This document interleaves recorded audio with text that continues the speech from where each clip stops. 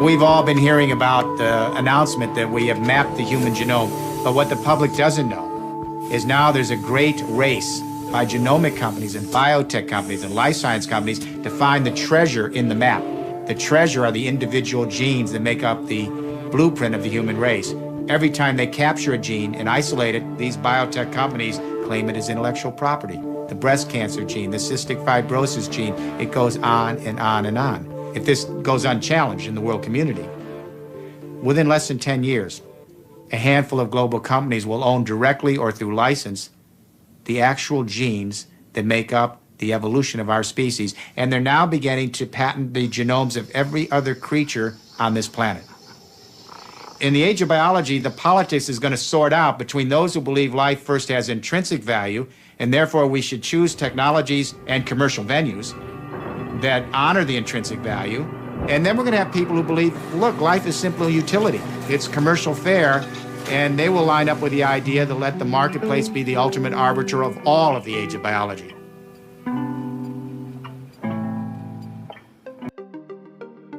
It starts with a simple question and ends in objective reality. Through our journey from there to here, we find one another and ourselves. And as the next 24 hours breaks free from our last, we gaze onward in reflection of the day. Come to your own conclusions. Stay vigilant. Welcome to the Daily Wrap-Up.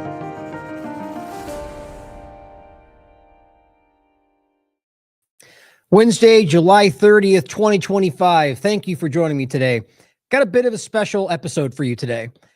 Essentially had a really an amazing, very interesting, sprawling interview with 7Cs today in studio.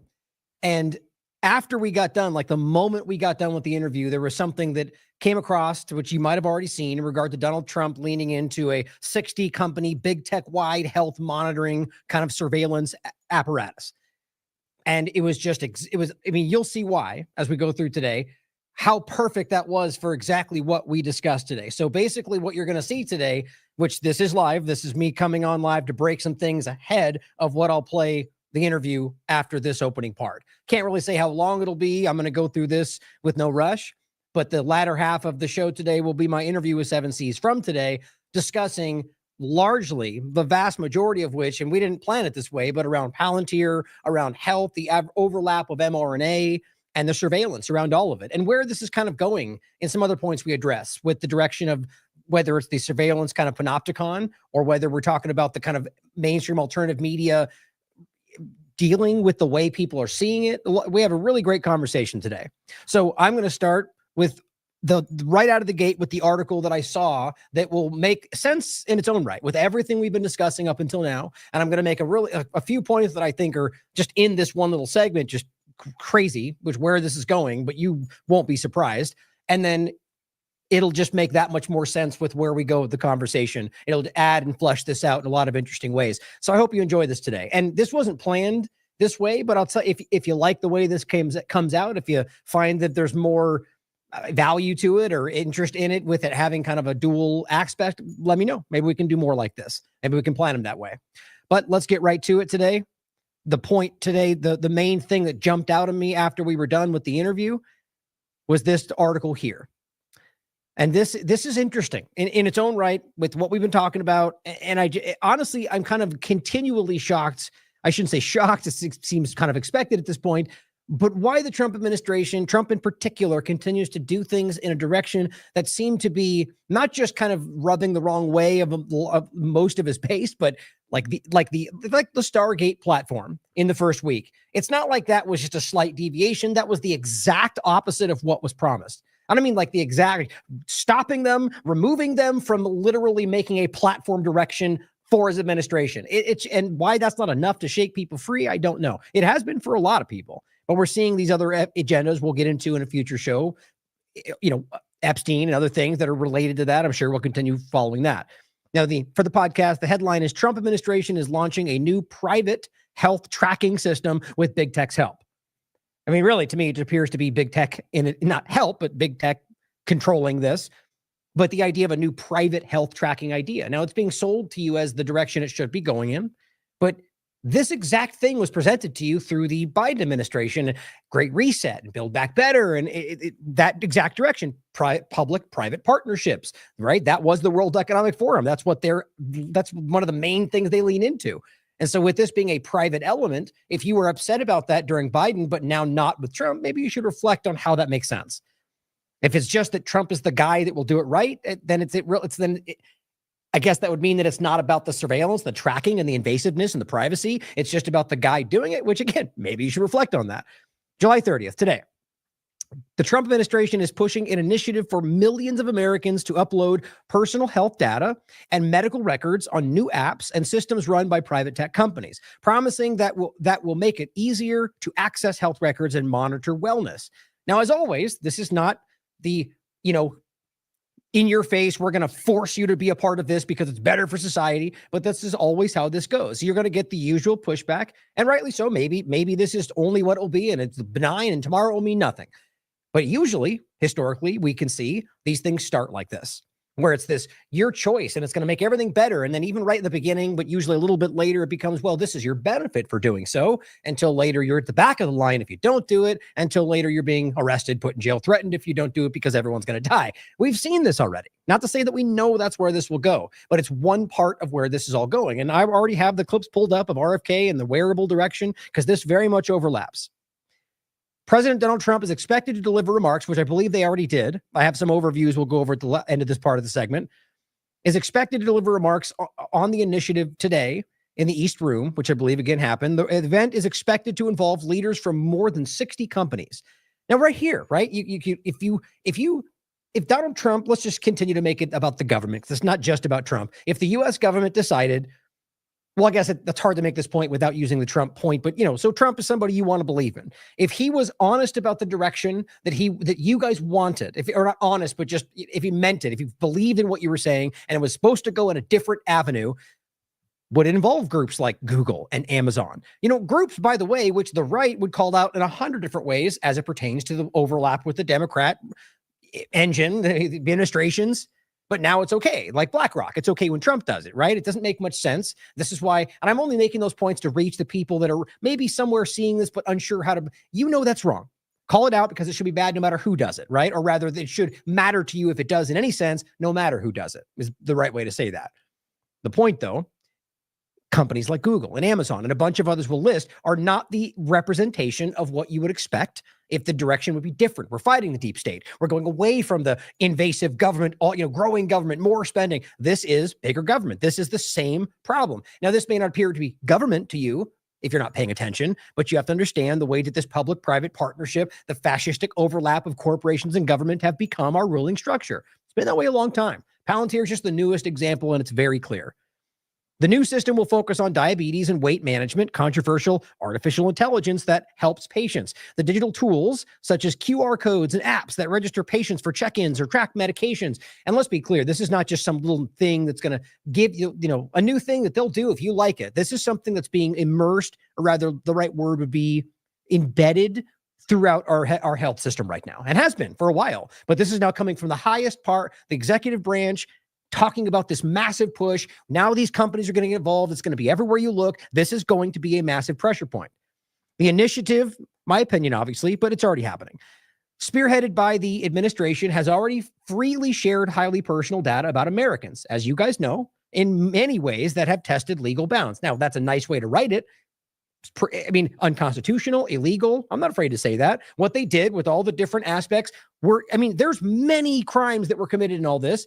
But I guess what? Because he's president, that there's no legal reality there, or no, he has immunity. Of course, you'd always make that argument regardless of the partisan side, right? Because you're objective and consistent in your logic. We know that's not what's happening.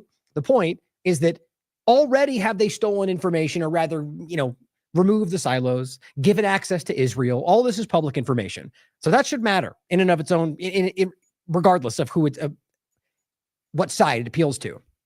But what we're seeing now is this unsiloed information being accessed by multiple governments that is being used not just for health, If at all, quite frankly. This might just be the head fake, because we're going to get into in a moment what I really think the larger part about this is. And it's not just digital twins, which is overlap with health, but it's all that we've talked about. It's what comes from the digital twins, the surveillance, the mapping, the kind of algorithmic predictive programming. That's what this is in a huge way. That's why this data is so important. Yes, my opinion. But again, this is coming from statements of people that are involved in this. There's a major aspect of this that's not being freely shared with what this is. And it says it could put patients' desires for more convenience at their doctor's office on a collision course with their expectations for their medical information to be kept private, which, look, I don't think that's even the case anymore. If ever, you're private. We saw that during COVID-19. They don't need excuse, but they can sure as hell use whatever they want to remove that or not try, not abide by what are the standards of today. Down here, it says CMS will also recommend, and that this is CMS was let's grab it real quick so I don't misquote it.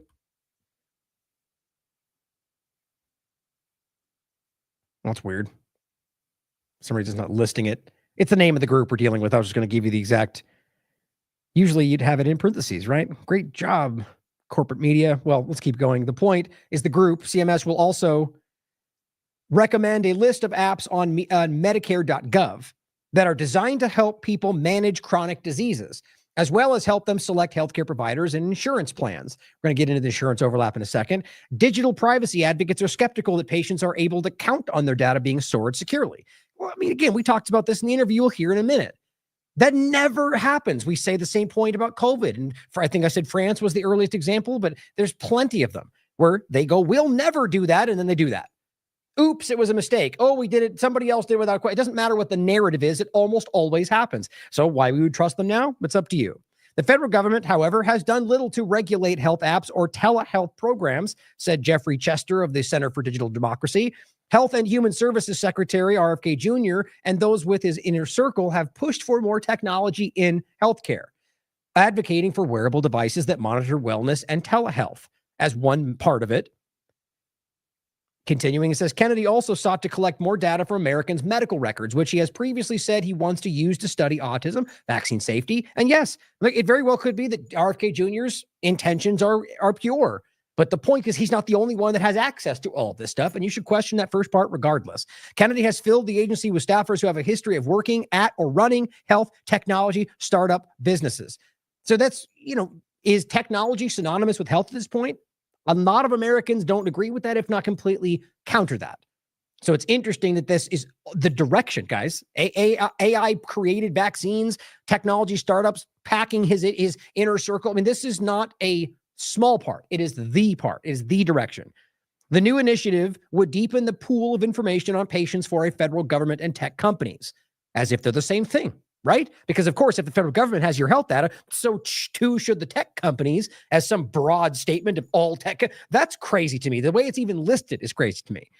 This scheme is an open door for the further use of monetization and of sensitive and personal health data. I agree.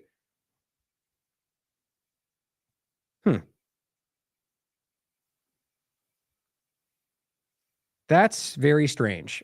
See, okay. Did I skip that or something? I feel like I've just skipped something. Maybe not.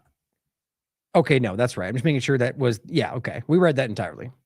Okay, so that's just the starting point, which is, it's a big point, but the move of Trump launching a new private health tracking system with your data, which is up to you at the moment. But again, the head fake here, that you get to choose whether or not you're participating, that's a lie, guys. Palantir, who weirdly is not named in this direction, which I find near impossible with how it is immersed with all of this. Palantir is basically part of the government today. It's not my opinion. So the idea that they're doing this when it involves what they're doing, I think it's almost like it's conspicuous that they're not including them in this. But I think there's a reason. I think it's obvious. My point, though, is that the government and Palantir and other groups around that, which are a lot of their there's a lot of groups in the kind of orbit of Palantir that have access to all of your information regardless. That's already there. That's not a secret. So keeping this in mind, let's not forget RFK, this should kind of technically be after these next 2 points, but RFK Jr. already told you wearables was the direction. Now, does that align with what he's been saying before he got into power? Not really, not to me anyway. So I think that's a weird shift, but now we see why that makes sense. But maybe he believes it. And him having good intentions or wanting this or thinking it's the right thing does not then make the action good. Especially since we should be questioning whether his intentions are pure at this point for 1,000 reasons. Doesn't change his long-standing record of work he's done up until now that is still very good and still has lasting positive effects. Just be objective, guys. We shouldn't let this manipulate the way we see things. But also don't forget that Tucker Carlson recently leaned in with a wearables company. Levels. Levels is about wearables. And this is right after RFK told us this was the plan. Question all of these people, all these half a step removed corporate media people. Always hope they're changing their minds. Always hope they're seeing the bigger picture. But don't blindly take that when suddenly they step away from something and guide you into the next manipulation, which happens all too often. Excuse me. Here's RFK Jr. wants everyone to use wearables. This is an article talking about that. In case you didn't see the article, here he is saying it in a recent congressional hearing. About their physical activity, about the way that they live their lives. We think that wearables are a key to the MAHA agenda, making America healthy again. And we are going to, my vision is that every American is wearing a wearable within 4 years. See, it's not just the direction. Is that he makes it clear that his vision is everyone wearing them within 4 years. That is a far cry from what is, your choice and what's best for everybody. Now, he's not saying he's going to force it on everybody. Not the same thing. But the idea of that just doesn't seem consistent with what we've been showing up until now. My personal opinion, you can decide for yourself. Now, we just saw, by the way, that it'll be in line with, remember, some of these points will make much more sense when you hear our discussion coming up. But on top of everything, we just saw Donald Trump tell you that he was leaning in. Another one of these examples I made to begin with, $50 billion of investment from AstraZeneca to do what? To build infrastructure, or what does he say? Manufacturing plants and all sorts of other things. And this is the same conversation. Is that what conservatives wanted? Is that what anybody on the Republican conservative side was hoping he would do? I don't believe so, unless there are people that already knew this was the plan and it went against what the base wanted. Nobody was calling for more vaccines, let alone more vaccine manufacturing plants. But here we are, AstraZeneca. Oh, hold on. That's coming up next. Here it is. We have a big announcement. AstraZeneca, the big drug company, is going to spend $50 billion, just announced $50 billion in the United States in order to build various places all over the country, big manufacturing plants, pharmaceutical plants all over the country, so that's an honor. And he said they did that because of the election and because of the fact that the tariffs are placed. So they're building their facilities in New York. $50 billion, that's a big investment. And it's going to be a very good investment. I have no doubt about it. So thank you to AstraZeneca. Okay. Money, is that all that matters, right? Good. More money for the government who's doing the things you don't want. Hooray. Got to call these things out. So on top of that, which this will be more relevant for many reasons, but just again, as it is, I think it's important to highlight, which we already did throughout the COVID-19 illusion. This is a deal from 2013 for the podcast. AstraZeneca and Moderna announced exclusive agreement to develop pioneering mRNA therapeutics. That's 2013. Interesting. Now, don't forget, Robert Langer is the co-founder, the scientific co-founder of Moderna, who was one of the people working on some of the foundational research that not just was the earlier parts of what led to this, but also the stuff that I think is coming. The optogenetics, magnogenetics, nanotechnology stuff with overlapping with Charles Lieber and what they're using to go in 1,000 different directions, which we get into in the interview. But the idea of, I'm realizing I forgot to bring that up. I'll do it now in the interview. This will be in the show notes. I'm glad I remembered this because I bring it up in the interview and I forgot to grab it. And you'll remember this as you go through, but the Rockefeller study, which you showed before, as well as the Guardian article talking about the magneto injection. The point is, as usual, that this is not a secret, and it's more than one study about, this is the Rockefeller University study, but there's plenty of them about using ferritin nanoparticles through injection to be able to control the movements of mice, to be able to, in some cases or other cases, either increase or decrease your glucose levels so you could kill somebody, or you could basically relay the information coming from their their eyes. It's what it says. You can read it for yourself. Now grab this, since this is very relevant to that point I just made about the dual use. And all of these come into play with what we're talking about right now. There's so many shows we've done around this topic. This one, Dual use, new aerosolized mRNA delivering nanoparticles, and I think it's an MIT study, by the way, can vaccinate or they can eliminate. Same point. They can either create something or they can make something happen, or they can have something like a glucose level drop or an insulin level drop is what I meant to say, the insulin level. And then an insulin level dropping can kill you, right? And this is very well articulated by the study itself. All of this is where we're going with this. So the Rockefeller one you'll see as we bring it up later, but the overarching point, though, is to recognize that all of this, the point was back to Bob Langer and Charles Lieber and all the research they've been doing for a very long time, as you can see here, back 2013 anyway, and where we seem to be heading, which is where all of this stuff is leading to, as you've seen us on the show if you've been watching long enough. Save this one for you. Okay. Now, this one as well. Oh, and then I included this show, by the way. Bob Langer, the coronavirus common denominator tied to Charles Lieber. And we talk about this with Whitney Webb. Very clear how these things all come together. And it was clear a long time ago. This show's from 2020, from May 2020, guys. I mean, think about that. May 2020. We're barely into the COVID-19 illusion. And this is stuff that people still haven't come around to. As usual, but let's, tomorrow Alex Jones or Tucker Carlson will point to it and it'll become a major talking point well past the point of which it needed to be seen, which is how this tends to work. I'm sorry, I'm a skeptic when it comes to that. Okay, here's another clip that overlaps with what I was just starting to play, which is interesting, seeing as how, again, AstraZeneca in the background. And this is a clip of the CDC director, Susan Monarez, the acting director, discussing where this goes. And this is very important to see that this is all, and this is from before, right? This is the one from before. This one is during the confirmation hearing. And this is on the surface, guys. These are the people that they're choosing. And we're going to pretend like this is not going in this direction already, sprinting in this direction.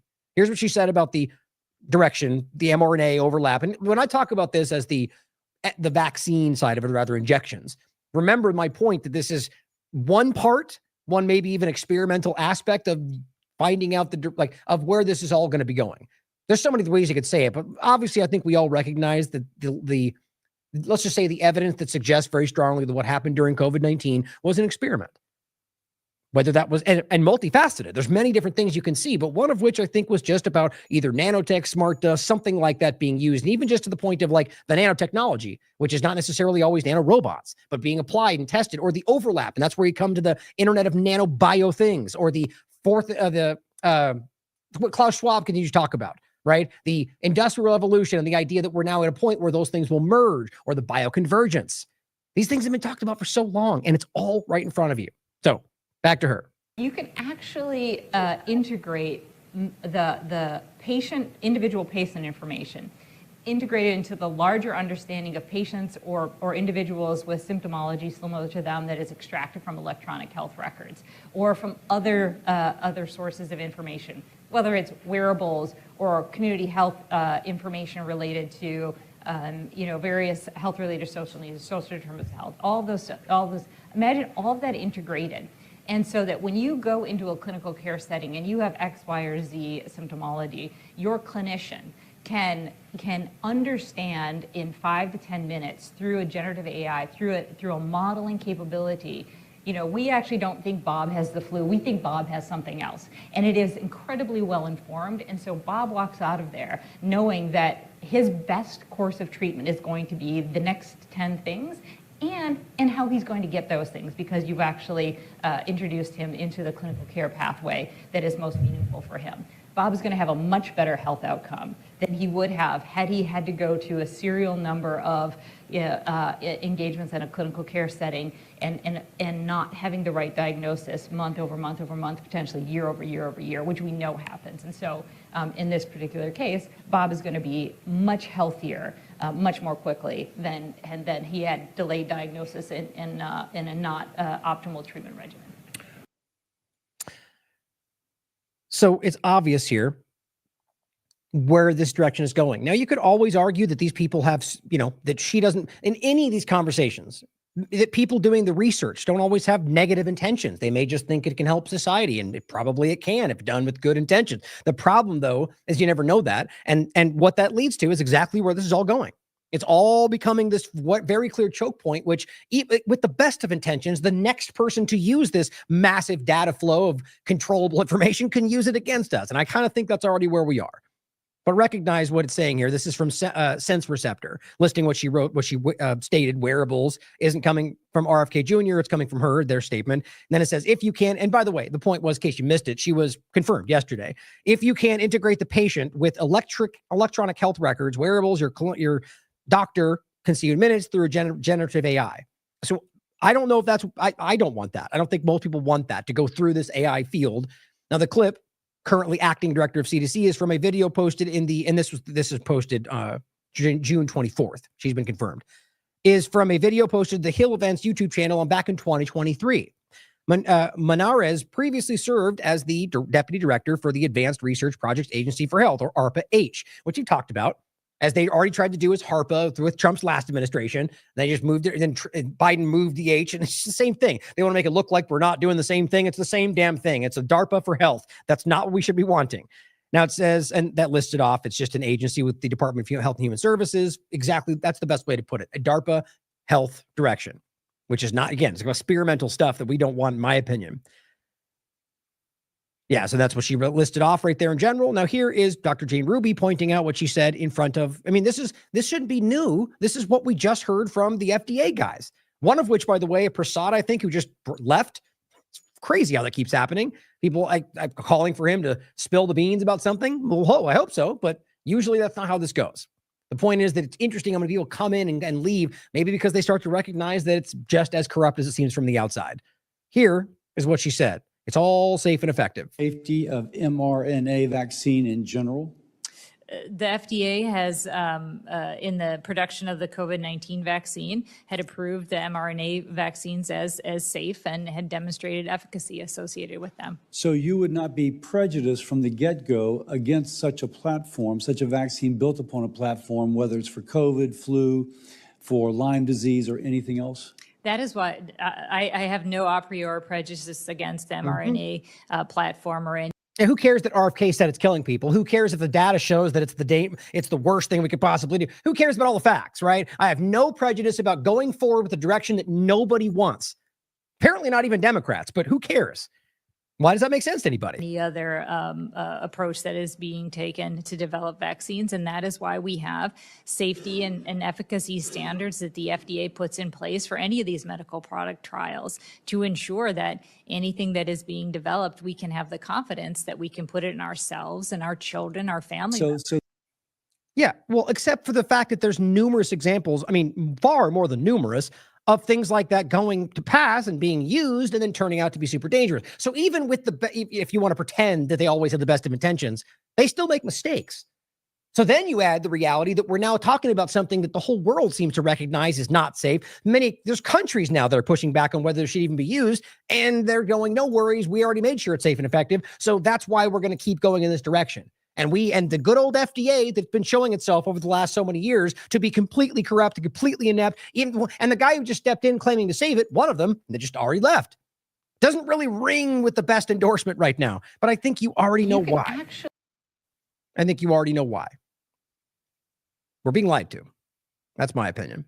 Now, here's just one of the shows we did about a peer-reviewed study that found that the platform itself, the mRNA platform, so hypothetically, or not even hypothetically, like a Stargate platform, same thing, that itself was what's driving myocarditis. That's the one study. It's not just one thing, by the way. And let's not forget that Ralph Barrick worked on spreading myocarditis from coronavirus.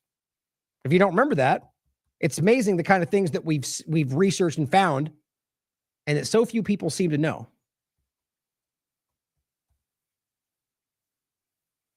Which one was this? U.S.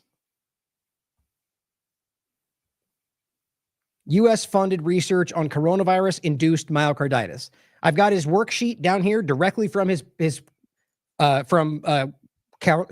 of Carolina, Chapel Hill. It lists it right there in the 90s. Working to make coronavirus and spread myocarditis, or rather, the other way around. And then this one was about, did they work on a myocarditis-inducing virus? Yes. And then work to aerosolize it? Also, yes, in the case of China. All public information. I had a great interview with Dr. David Martin about similar things, and same thing. Absolutely. I mean, shockingly obvious what this is actually about. I'll include that too. The whole point of all of this is that this research is not even necessarily only about health, guys. If you could even argue that even the weaponized idea of it is not about health, but it goes so far beyond that too. And that's where this is really about right now. So Orwell points out a little reminder about these wearables, which they say is under the guise of health. Article below in comments. The point is about the insurance overlap to all of this. And that's coming up next. Actually, this is the one about spying. The Alexa and Fitbit can testify against you in court. But see, you guys all know this because you watch this show, because you follow us, you already know this information.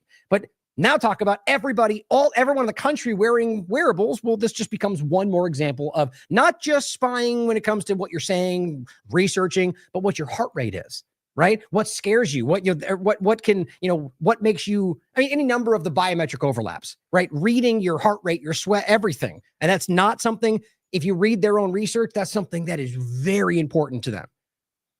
And here's just the same Kennedy clip from the wearables. Include this interview. Oh, and then I want to play this as well. And then this is what I was mentioning. So this is Orwell's post, and she's saying they are coming for your parents and grandparents first with this digital ID wearable nightmare and making it free, of course. And that's the post is Fitbit covered by Medicare. And I think that's I highlighted it and forgot why. I'm thinking that's why in the first article about the Medicare, Medicaid, that this will be forced on people like that to get discounts and so on. But it says insurance companies have been gearing up for this in recent years, bringing wearables under the guise that health and wellness, providing deep discounts. Well, there you go. And in some cases, free products. All insurance companies have an option for this. Those convenient telehealth appointments of 2022, we're selling our private information to big tech without your consent, as always, guys, and get ready for that. Oopsie, again, it's kind of embarrassing to those that keep thinking like they mean what they say when they never seem to follow through with anything they say. And then it said, did this give them a head start of gobbling up private health data? Yeah, I agree with that. But this I'm going to play before we jump into the last part of this segment, which overlaps with the nano cage being built around us.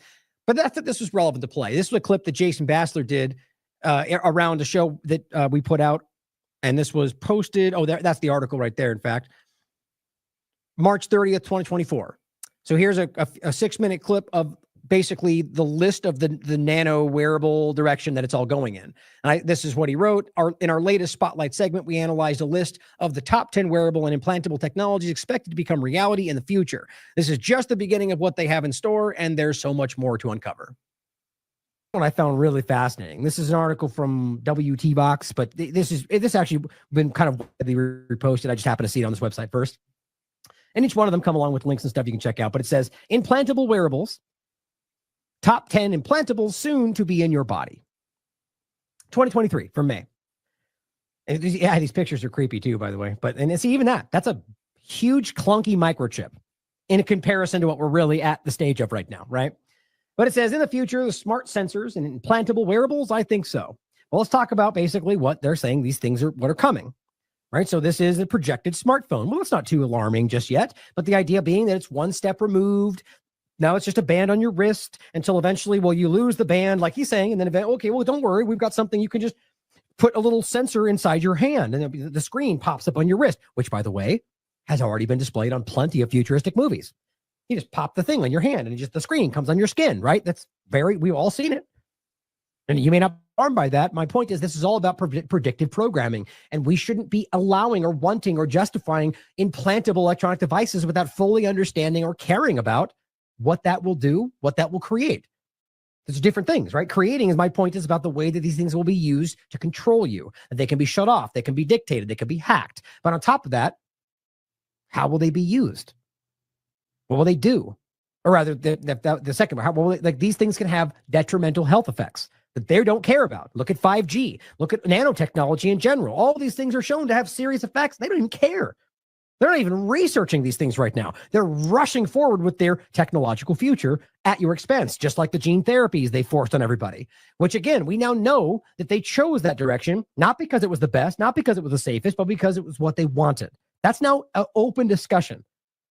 Now, they still argue that it's the best thing for everybody. They're still standing by that. But when that was the case, they were admitting that this was an untested concept. It was an experimental concept. They're arguing in the broader sense, whether they believe it or not, that it's the best for future societies. But we had to test it on the people that are all dying right now, right? So we'll get there. It's the long-term best future.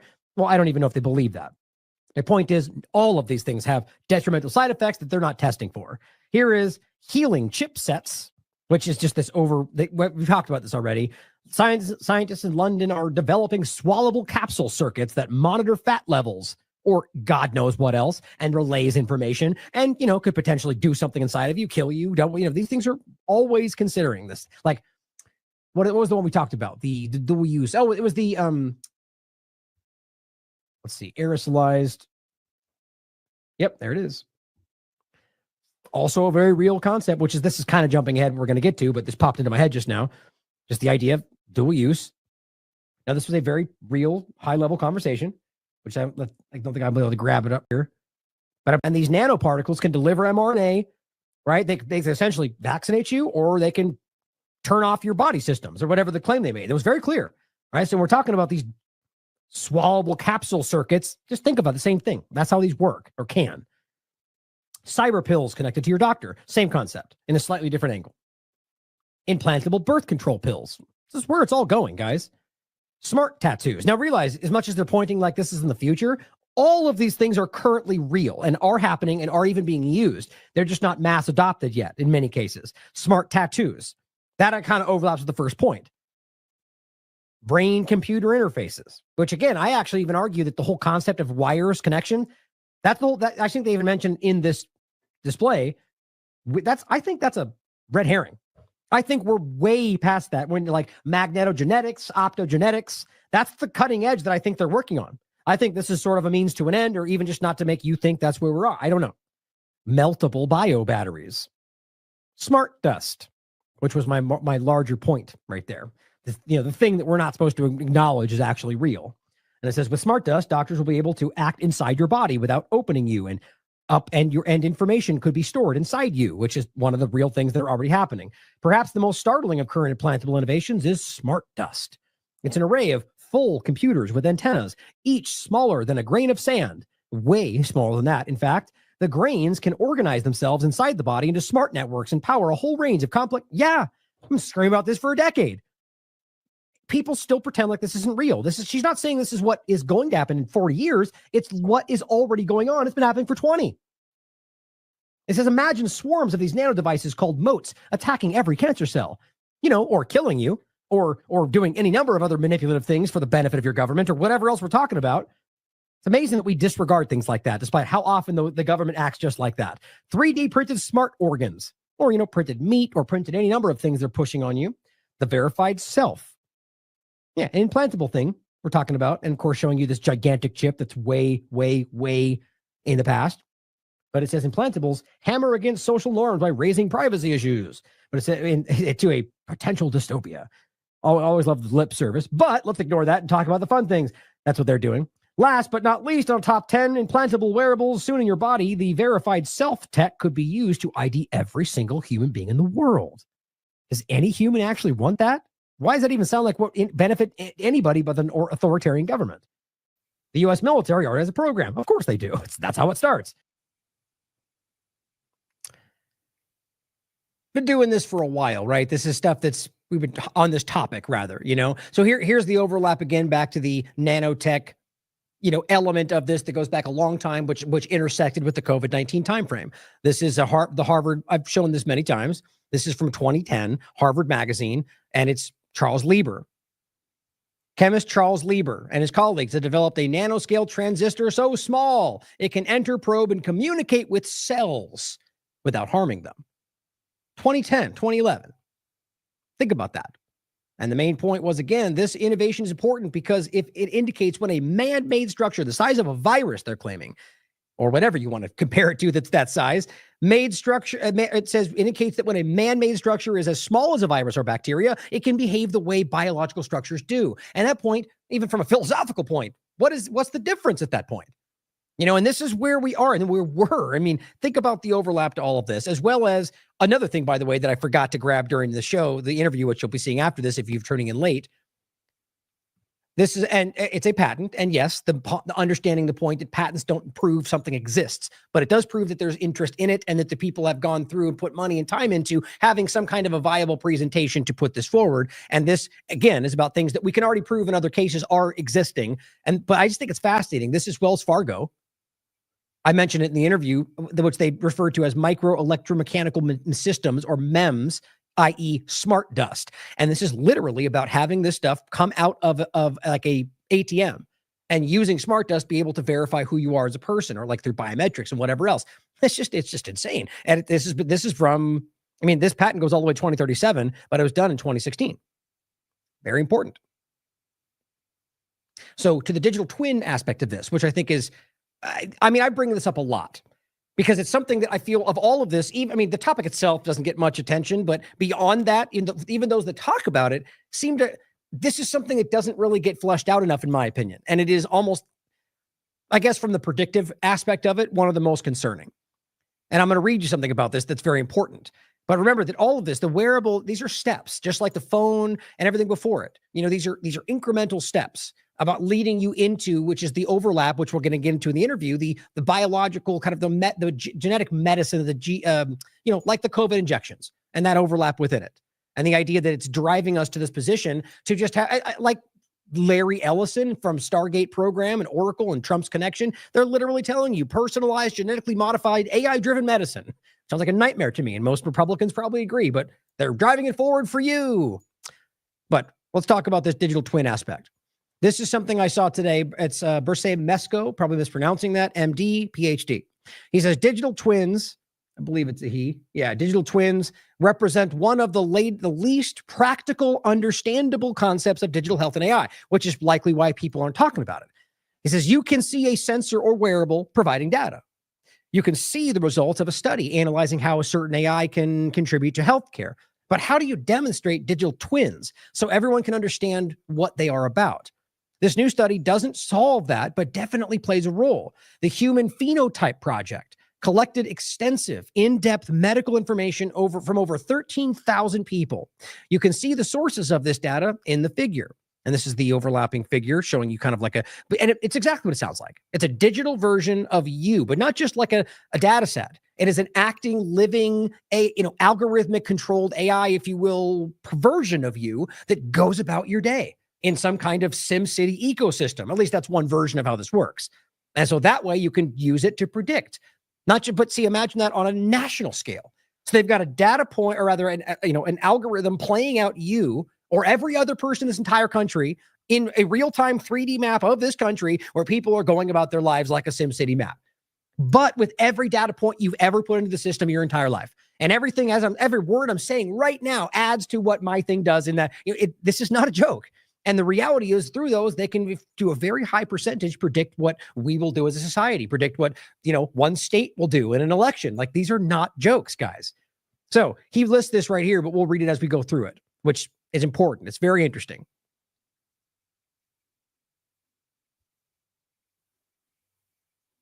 So this you will find very alarming and interesting at the same time.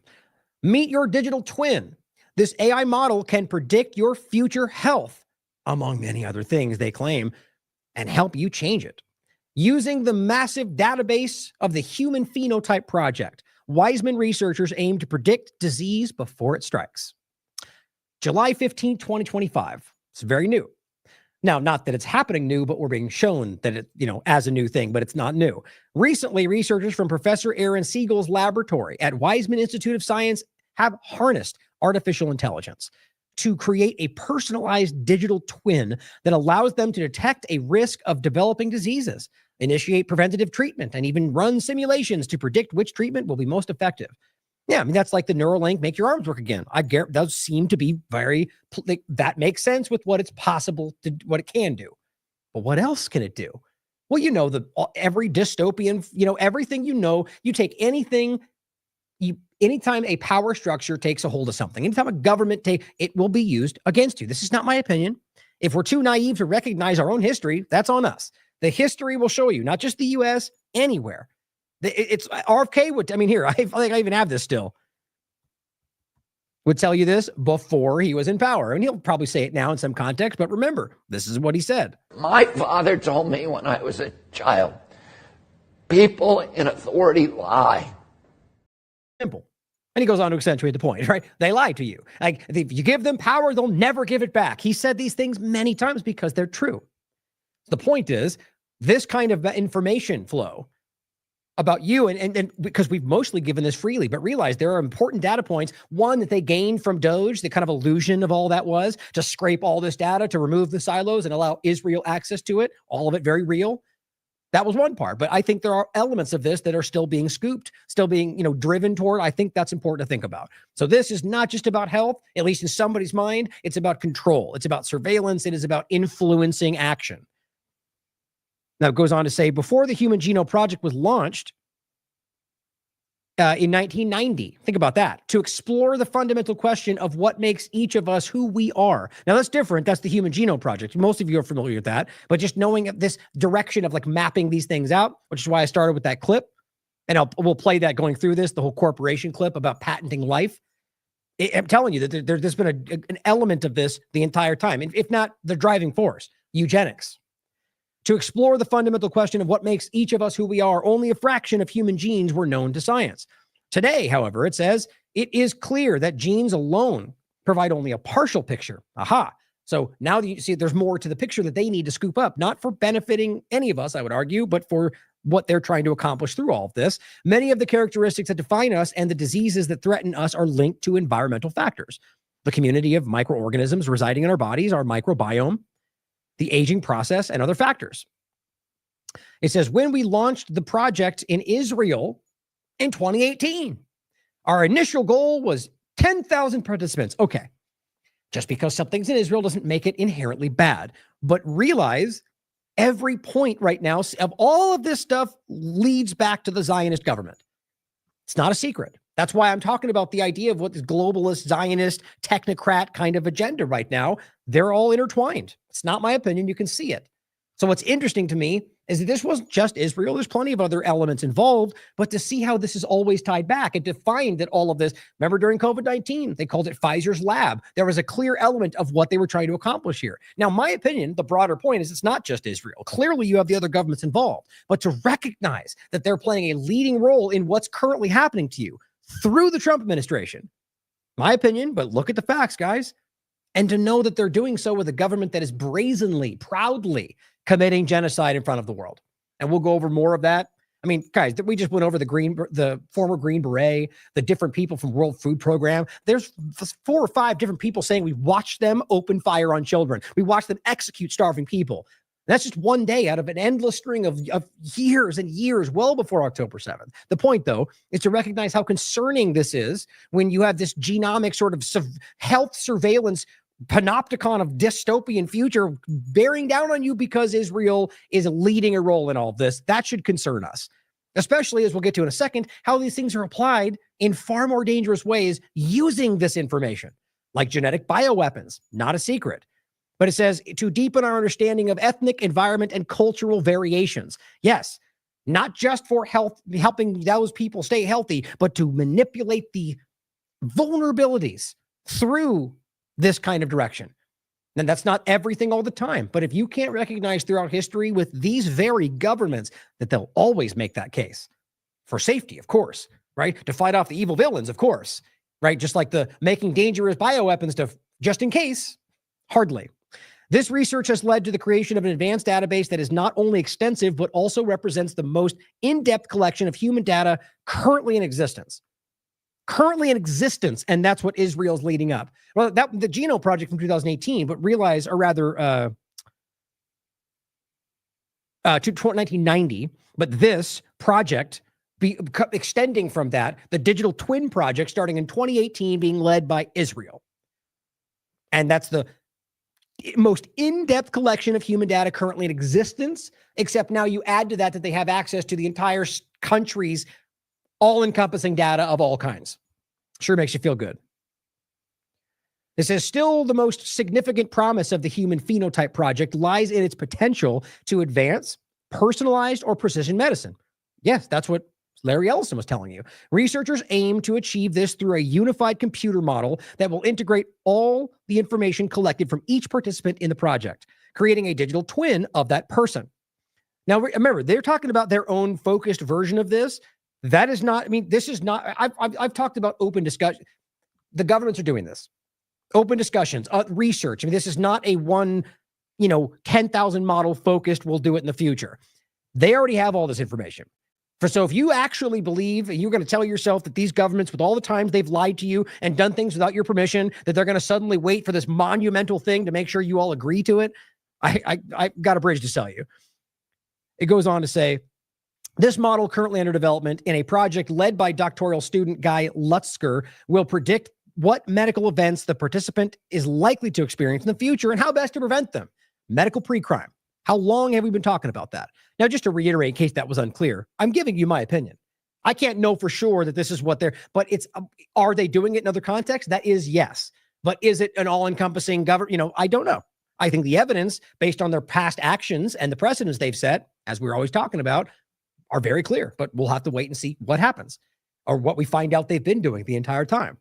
But you know as well as I that everything that we've ever seen of these governments suggests to you that we should be very on guard about where this goes. It says to train the model. Oh, again, the point about predictive medicine, not just about what you might have, but how they can prevent it, right? So at what point, like we saw during COVID from both sides of the false binary, that they go, well, we need to give this to everybody because we're all going to die if we don't, right? But how do we know that? Or they say we're about to have a pandemic. We got to do something before it comes around. Thank God we gave you all those shots because it would have been worse or it might have happened. How do you ever know? Again, if you don't think they're capable of that, I don't think you're paying attention. Now it says to train the model, the scientists let it study the medical records of each participant and then ask it to make minor predictions. A specific piece of information is withheld each time, and the model is tasked with predicting it based on the existing data. This training approach helps create a generative AI model that can predict medical events, and in the future is expected to construct an entire personalized health trajectory, outlining a person's future health status years in advance. Right? I mean, at what point is that something that's not up to you anymore? If they say we're all going to, predictive model shows this whole country is going to get you get the point. It's the same thing. That will be used in some cases, possibly good intention, but with a bad outcome, or by governments that know they're lying because they want to control you. We already know how this works. Such predictions help prevent disease or delay it at an early stage. Same point, just the predictive element of it. Quote, we are living in an era of incredible rapid change. The realms of health and medicine will undergo dramatic transformations in the coming years because increasingly AI-driven. Becoming. Well, we have a choice about that, but they're not letting you choose right now. So I find that really concerning. Both the digital twin point we're always bringing up, but the fact that this major program that they're now pointing to for the direction of Donald Trump's, the point is, guys, this is starting in Israel and overlap with the people, like the worst possible people you can think to put this in the hands of. And I'm talking about Zionist Israeli government, Zionist U.S. government, nothing more than that, despite what people would love to insert because they want to stop you from understanding how important this is. Here's the study, if you want to read the study itself, July 15th, 2025, Deep Phenotyping of Health Disease Continuum in the Health Phenotype Project. Now, we talked about the Great Reset never stopping in the last show we did, July 26, 2025, as well as Maxwell's limited immunity, which I believe is just like we predicted. I get the sense that it's going to go full and there's going to be some kind of a deal made. We'll see how that goes. Congress seems to have already turned it down, by the way. We'll come to that in the future show. But I think it's going to happen with Trump's administration, which was always the plan. Personal opinion, Palantir's Hollywood takeover. We talk about that briefly today in the interview, but the Great Reset never stopped. So that is, we just talked about, also overlapping with Israel, the bioconvergence. That's why I showed the article. That's what this comes from. Bioconvergence, the next big thing from Israel. It's not hard to see where these things seem to be stemming from, guys. And this is a recent article. So this is where it's going. Or not, not recent, but not old. This is from, what was it, a couple years ago? I forget what the date was. But we talked about it in the context of the last show. Read it. We'll go through it in depth on that show if you want to check it out. The point was, this is what they were telling you was the big future thing. And remember, in 2002, a massive document that the U.S. government was a part predicted that they would alter the human species with nanotechnology in 20 years. And that's where we are now. Now, many of the things can be done in this direction, right? Not just the gene-focused, gene editing they want to call medicine. But the idea that what they're talking about can be dual use, as we already showed you. And this is just to include this because it's such an interesting kind of arc of all this. Remember, RFK Jr. came out and said this in an interview that everybody lost their minds about. Brian Krassenstein here calls him racist, or even though you're citing actual peer-reviewed studies that so whether you believe it or not, the point is it's a study that it does exist, and he's not making this up. But I'll play this really quickly so you can hear what he had to say, or maybe I didn't grab it. No, it looks like I didn't, so we'll just skip it. The point was RFK Jr. in this, if you remember, made the point. He says the people who are most immune, that it was simply the study that showed that the COVID-19, whatever it was, specifically two types of people were most immune to it because they had a specific gene, and that was the Ashkenazi Jew population and the Amish. The study's right here. We included it so you can read it for yourself. Now that's you can read that however you'd like. A peer-reviewed study found that was the case based on the genetics, period. Now, of course, you could argue that means that those two or one of them somehow made this happen, and you should consider that question. But we can't prove that. And there was new insights into genetic susceptibility of COVID-19 and ACE2 and TMPRSS2 polymorphism analysis. So the point was that he brought this up in the interview and basically said, look, there's examples of this, and pointed to the study. Then said in a totally different point that there are governments like China who are working towards ethnic bioweapons. All of that is very true, in addition to the fact that so too is Israel. And this is a very public story. Look it up. We're working towards ethnic bioweapons with the apartheid South Africa that they created. It's all very public. So I just simply said, does this guy bother to even do the most basic due diligence before he falls all over himself to promote the mainstream narrative, which was Brian? Here is the peer-reviewed study that says near exactly what RFK said, which gets, even below this, you get so much pushback of people claiming that, well, it's accurate, but you misrepresented what he said. It's just this, people lose their minds about this stuff. Well, here he is today driving us in the same direction, it seems. But the point was, Derek did an article about this, the truth within RFK Jr.'s statements about ethnic targeted weapons. This is real, guys. And so here's a clip that I also posted in the same context, backing up the same thing about what RFK said. That it says, now there are weapons that are designed to target specific people. It says you can actually take someone's DNA, target a biological weapon that will kill them. And I said, but I thought the entirety of mainstream media just got done telling us this was anti-Semitic. Interesting.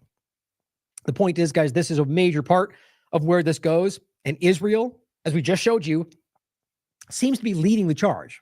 So if you know, as we can prove in history, that this is something that they have worked on, that they are involved with, and even the COVID-19 discussion shows that Ashkenazi Jews in particular had a resistance to it, it's worth an educated person will consider that obviously lines up. Not that it proves anything, not that therefore then we can assume everything else, but it's like, okay, there's very much something to be considered here. And so it's not just about Israel, but any of them, the US, the UK, working on this with all the information they have. The point, though, is that Israel has already tried this in the past, has already been working toward this, probably never stopped.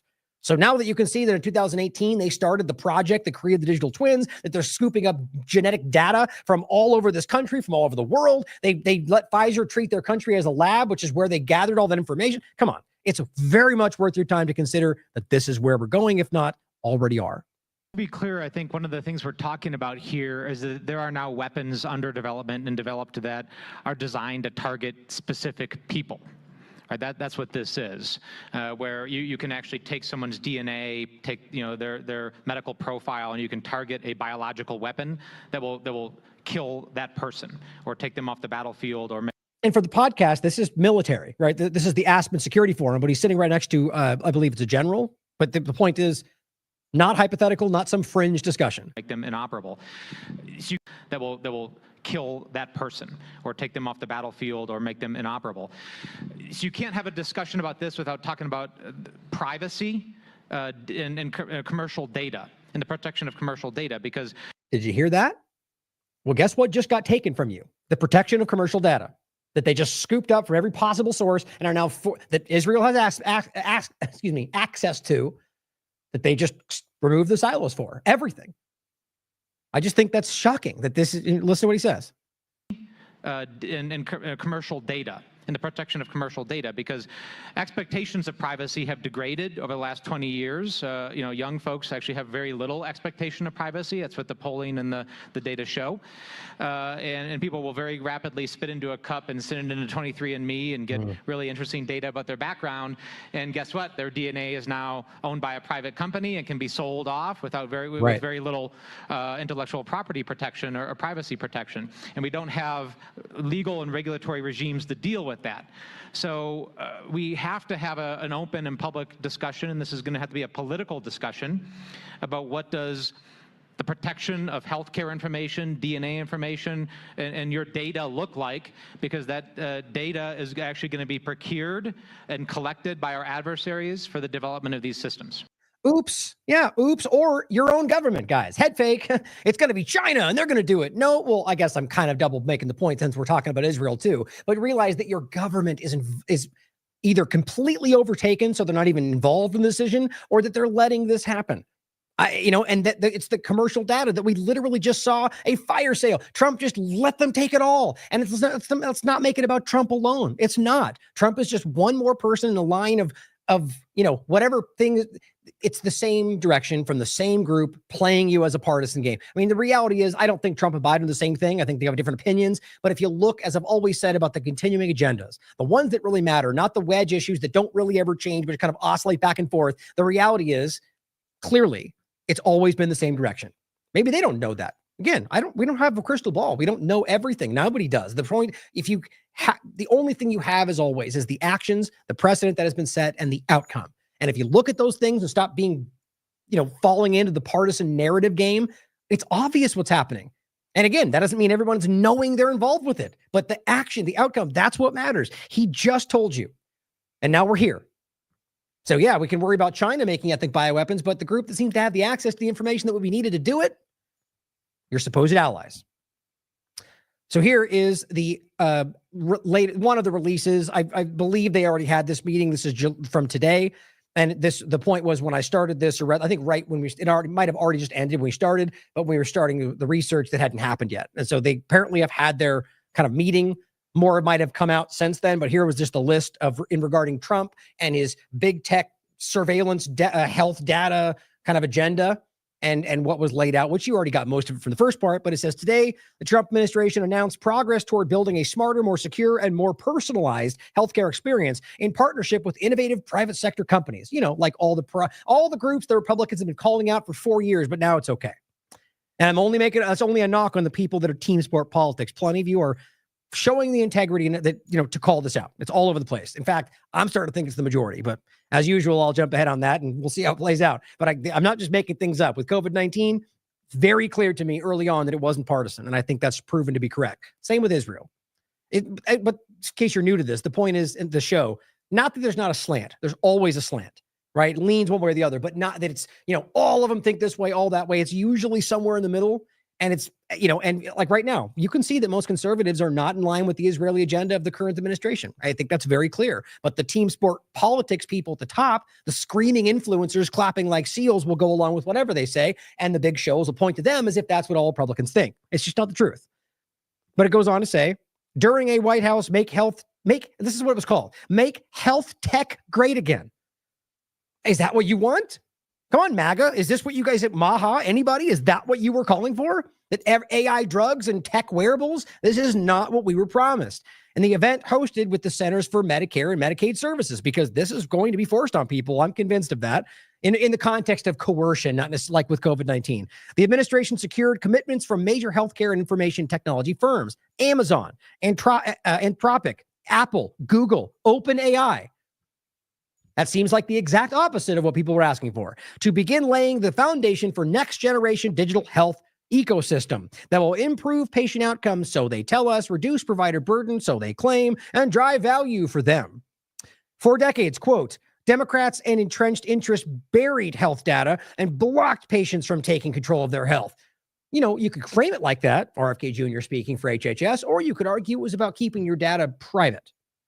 But yeah, see, if you frame it like, these companies wanted to keep it secret for them, make it sound like, no, we should make it free for everybody. What are we talking about here? For decades, bureaucrats and entrenched interests buried health data and blocked patients from taking control of their health. I mean, it's not an unfair statement, but the way that you're talking about access to people's data. I don't know if is there a movement out there calling for this stuff to be out there for everybody? Which is kind of where this goes. It says that ends today. We're tearing down digital walls. No, you're not. You're building digital walls. This is just kind of an illusory point, especially since you're talking about digital IDs in this conversation. You're talking about digital biometric literal walls around the country. But it says returning power to patients. I don't know how in any way this turns power into your hands. In fact, it leaves it now. Digital aspects aren't something you can store in a safe at home or put inside of a file cabinet. You can lose your connection to these things pretty easily. So it feels like the opposite to me with the illusion of control and rebuilding a health system that serves the people. This is how we make America healthy again. Tech.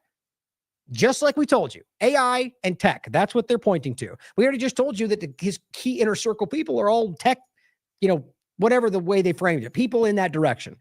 The administration's efforts focus on two broad areas: promoting CMS interoperability framework to easily and seamlessly share information between patients and providers, and increasing the and realize the point, guys, is that means all providers. You don't get to choose. It's accessible to people in that field. At least that's how it's being set up right now. We'll have to see how it really comes to pass.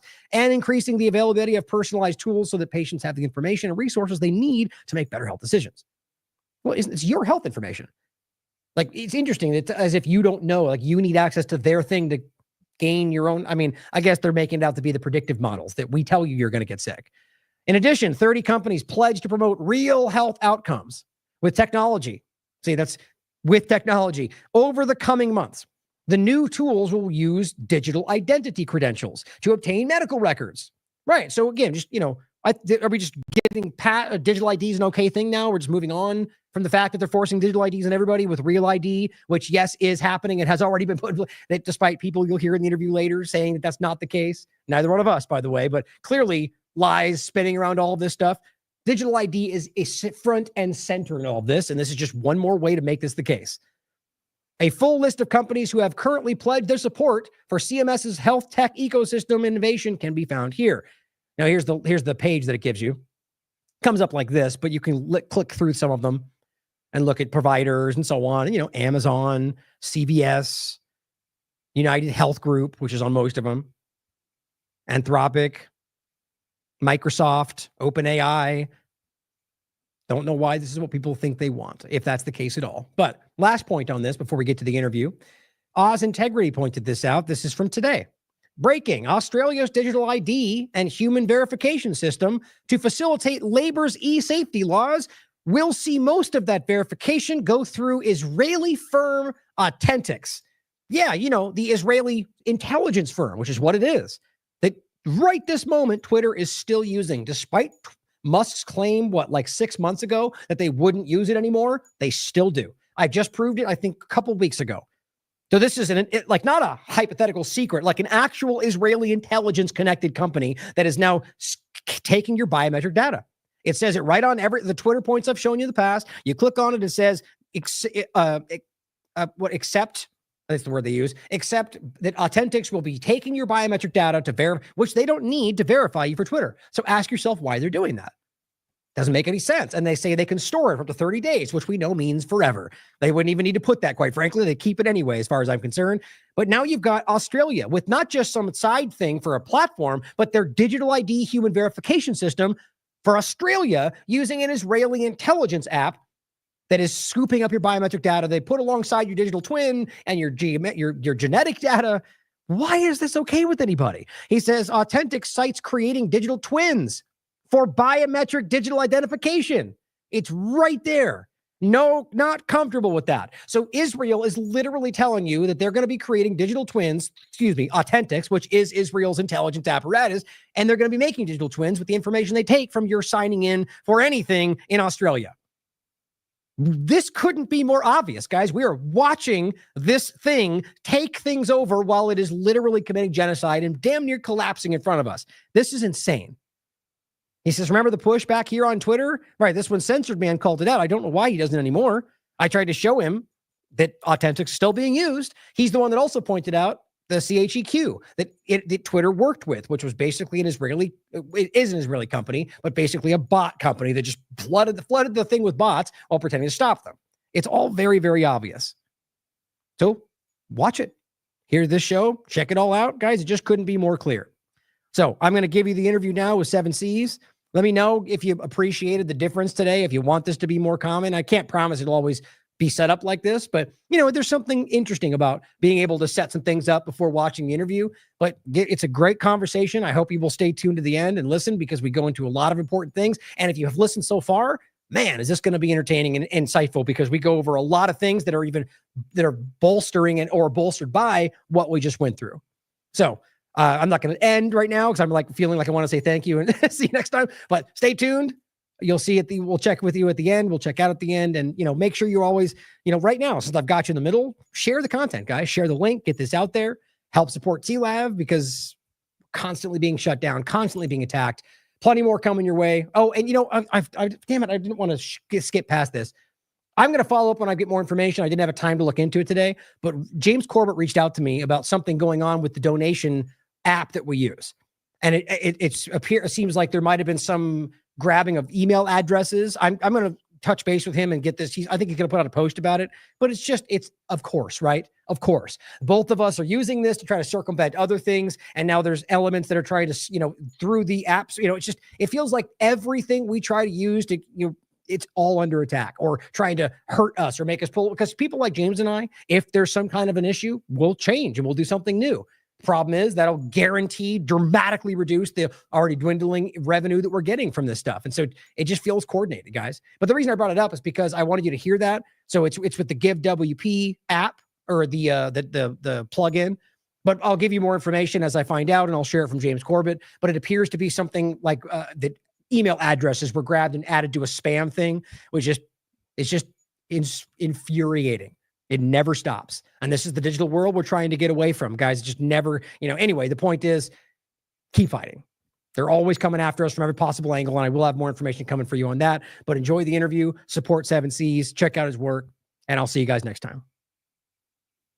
Welcome to The Last American Vagabond. In studio today, I have 7Cs here joining me to discuss Palantir, technocracy, all the craziness of the world today, and whatever else we decide to get into. So thank you for being here today, brother. It's good to see you. Thanks for having me, man. Always a pleasure. Well, it's nice to have you in the local area, so we can just be like, just come in and have a chat. Let's talk about the craziness going on. Absolutely. Never ceases, But so today I had some thoughts on some things we can get into that I thought were super interesting. Again, as always, I'll include his links and information so you guys can check it out. He's always doing some really interesting kind of what do they call it? Whiteboarding? Is that what do you refer to mind as? mapping? Mind mapping. Yeah. Okay. Why don't you touch on that? Like what do you do in that field and why you think that's important for people? Because there's it's always important to show these connections, but as you've talked about last time, people give you pushback for highlighting connections like that's not important, even though it obviously is. So go ahead. Yeah. So I realized that as I started digging into stuff and sort of making this my career,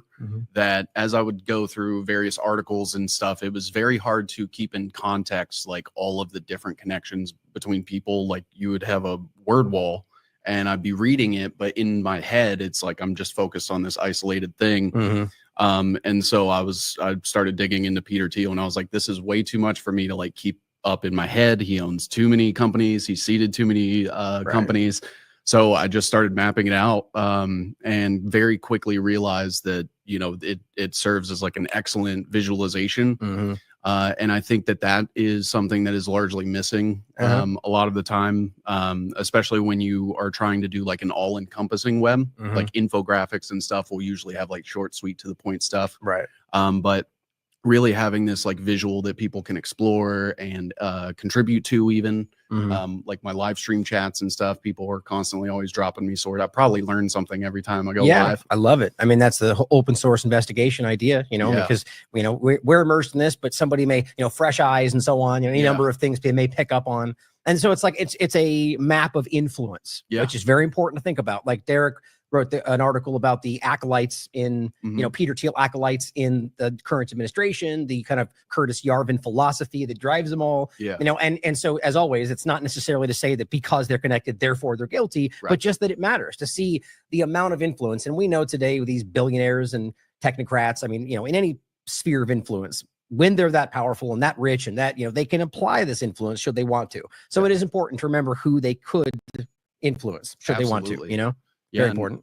When it comes to like the pattern of connections, it's always impossible to like prove intent because we can't read people. Right. Well, we can't. Unless they say it out loud, and even then they could be lying, right? Exactly. You never know. Like when we go into court, it's still just like a jury of your peers that guess whether or not you had intent. Pretty much. Yeah. And so then all we have to rely on is a pattern of behaviors. And it's like, okay, well, if these people are associated with 5 to 6 things that are extremely dystopian, I have no choice but to assume that that's sort of in their agenda and those are the things they support, wittingly or not. Right. But then the point being is that that's based on research and continuing, but not that we would go, we know for sure that person is guilty, but rather just that, you're interconnected with this. My point would be that, obviously somebody could not be aware of the larger plan and think that we're doing it for the right reasons and be, which is important to call out, but not necessarily, baby out with the bathwater kind of a thing. Exactly. Right? But important. Yeah, I definitely agree. And some of the things we'll go over, that's almost more important the way I see today. And we could touch on it maybe a little bit more in the overlap, independent media, Israel, Epstein, and all this stuff, that I am of the mind, tell me what you think about this, that I think, and it's just completely opinion, but we're in this, we see it every day. We're forced to go through the horrible reality that is Twitter every day, all the chaos. But that I think that my gut would tell me that if not a huge portion, if not the majority of people in this field are manipulated in some ways they don't recognize. That, like, let's just say the mainstream alternative media, a lot of the people that we may see as the ones out there that feel like they're being coordinated in their dishonesty or whatever it is, that they don't all recognize consciously that they're being influenced by the money or groups they're associated with, or just the partisan field in general. Absolutely. So I guess the question is, how do you feel about that in regard to like the old way of just you're paid to manipulate versus people that aren't aware of it and are, not even able to consciously identify that they are a manipulator, but still serve that purpose? Yeah, I think that it's definitely hard to just, automatically place like a sweeping blame on everybody and say, because same point, we don't know for sure. Exactly. Yeah, exactly. And it's sort of one of those things where, if I'm like coming to somebody in good faith and kind of pointing out like ways that they could be influenced or something like that, I think it depends on like the reception. Most of the time I've gotten very negative reception from the people, and they will, cast like certain accusations against me. I got into it with Ann Vandersteel for like pointing out that she had Flynn connections and things like that. Right. And her first thing was to like basically call me a Mossad agent and that I was being a subversive and stuff. So now I have to be my gut. Look, people can get really salty when they feel like they're being criticized, right? But the response to, because let me ask you, when you were saying this, were you just pointing out that connection, or were you insinuating that there was a problem with that, or that she might be guilty? Yeah. So essentially, I had pointed out on my web that she had at one point like been financed by the wellness company and was, which obviously matters, public information. Yeah. Yep. And essentially she was trying to reach out to me and gave me like 3 or 4 different conflicting stories of, I never worked with them. I did work with them, but I learned later that I shouldn't have, and things like that. So I was like, and this was all in one message. Okay. And so I was like, this feels like very bad faith, because, you're supposed to be like the most reliable narrator of your own story, and you can't keep your facts together in our first interaction. So I just bypassed that completely. And I was like, hey, Ann Vandersteel reached out to me, and then I pointed out more connections and things like that. And which again, the public information is public and people can get upset about it all they want. But what I think is interesting is the accusation back at you that is baseless, saying that, oh, well, then you must be something, which speaks to the level of objectivity. It's interesting. It's just the way this goes forward, that, and it kind of speaks to the point we're making, is that you wonder whether that is, like a willful, not her in general, just anybody out there that then is like willing, like starts emotionally defending that. It shows me maybe that there's a willful ignorance there about something that is driving that kind of an action. That's what I'm kind of getting at, is that, somebody can be funded out of nowhere, some new entity that just all of a sudden explodes, which we all see. And it's like, that seems unusual with the way it is today. And if all of a sudden they start wanting to go a different direction and the funding goes away, or their audience capture starts leaning on the, and most people, will kind of go, well, it's working this direction. Yeah. So I'm going to channel that way and not even want to admit to themselves that that's a little bit dishonest. And then, you find yourself, I think this is the corporate media model, is that you get wrapped into it, access journalism, all these pressure points, and the honest people will eventually go, like Allison Morrow, for example, and say, well, this is broken. Yeah. I'm not going to be dishonest just to get a paycheck. And, so my point is that I think that's overtaken so much of this. Yeah. And we're seeing, and then we add the bots and the algorithms and the AI, and which is what we're going to get into here. It's overwhelming. I mean, it's like, we have to keep fighting this, obviously, but it does start to feel like, insurmountable at some points, right? I mean, do you feel like that in this process? Yeah, I'm basically to the point where I feel like a psyop in and of itself is the continued like popularity of certain talking points and certain creators and things like that. Like I am under the honest belief that Alex Jones viewership isn't what it actually is organically. I happen to agree with that. Okay, finish your thought.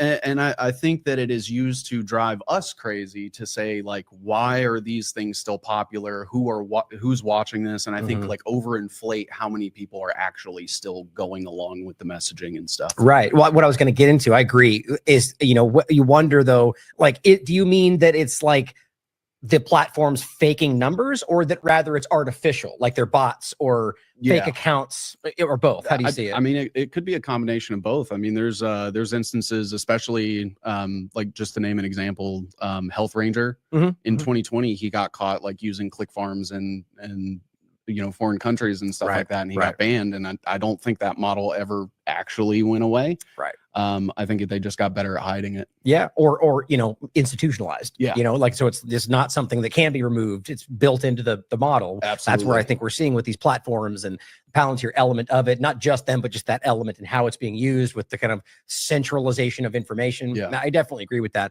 It's interesting though, because you do it, Laura Loomer jumps to my mind, same kind of thing. And look, there are people that love that vile, hate-filled, division game, and they really love it, and people enjoy that, like a reality TV element. But I agree with you. I do not believe, let's put it this way, I refuse to let myself acknowledge the possibility that that many people would be like that. Yeah. Like, I just don't believe it. I don't believe that's who we are as a people in general, as a society. But it's interesting to think about how that is going forward and why that would be the case. What element out there wants a Jones, and a Loomer, what do you think that is? And this is all speculation, right? But what do you think would drive that? Why do you want something like that in the middle of the conversation? Take Alex Jones. Yeah. I think that it's kind of hard to say, because I used to think that Alex Jones was kind of there to serve as like a caricature to paint conspiracy theorists in like bad lights. Yeah, and I still think that works. Irrational, over emotional and stuff. At this point, I think it is sort of like just stoking like agitation, whether that's towards the system, a quote unquote corrupt government that they can replace with AI, or, just like general feelings of like anti-Semitism as a sweeping generalization. Right. And I think all of those things sort of like benefit them, whether that's, installing more like surveillance technology, passing new policies and laws and stuff, or it's just, creating like a division and two camps, people that I think are 99% bots, like praising it, and then all the rest of us jumping in there, and it looks like a mixed bag. Yeah. When really it's not. I completely agree. I mean, again, there's no way you can definitively prove the exact picture, but we all know that is a part of it. Yeah. That's proven that it does exist. The question is to what degree, and then to them, as always, for those wondering, the power structure. Yeah. You could use the same point that with the hierarchy enslaving mankind. There you go. Yeah. That works.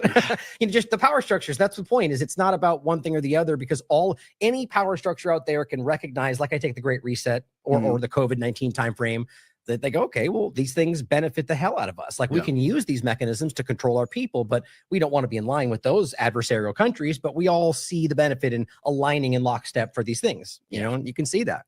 So let's talk about some of these points that I think are important to overlap with. So we've talked about Palantir many times. I mean, it's funny is you're already starting, you get this with every kind of topic like this, but you're already starting to get the certain people out there going, like Trump, are we still talking about Epstein? It's like, yes, because right now it's more important than ever, right? So it's funny that you push it like that. But same thing with Palantir, where it's like, Palantir, like why all of a sudden, it's just such a funny reaction. And so obviously it is a massive thing that's taking place in front of us. Derek's article for the podcast, Welcome to the Palantir World Order. I also covered one. There's many of them on the show, on the website, by the way, but this one I thought was interesting as I just framed the great Palantir reset, which had to do with all of it, but through the immigration angle for this discussion and how that was being used to sort of worm Palantir into place. We talked about the immigration OS, which you've talked about. We, the building pieces of all this coming together. Yeah. I don't know if you've seen this part. This is a recent one I just discussed about the, what was it called?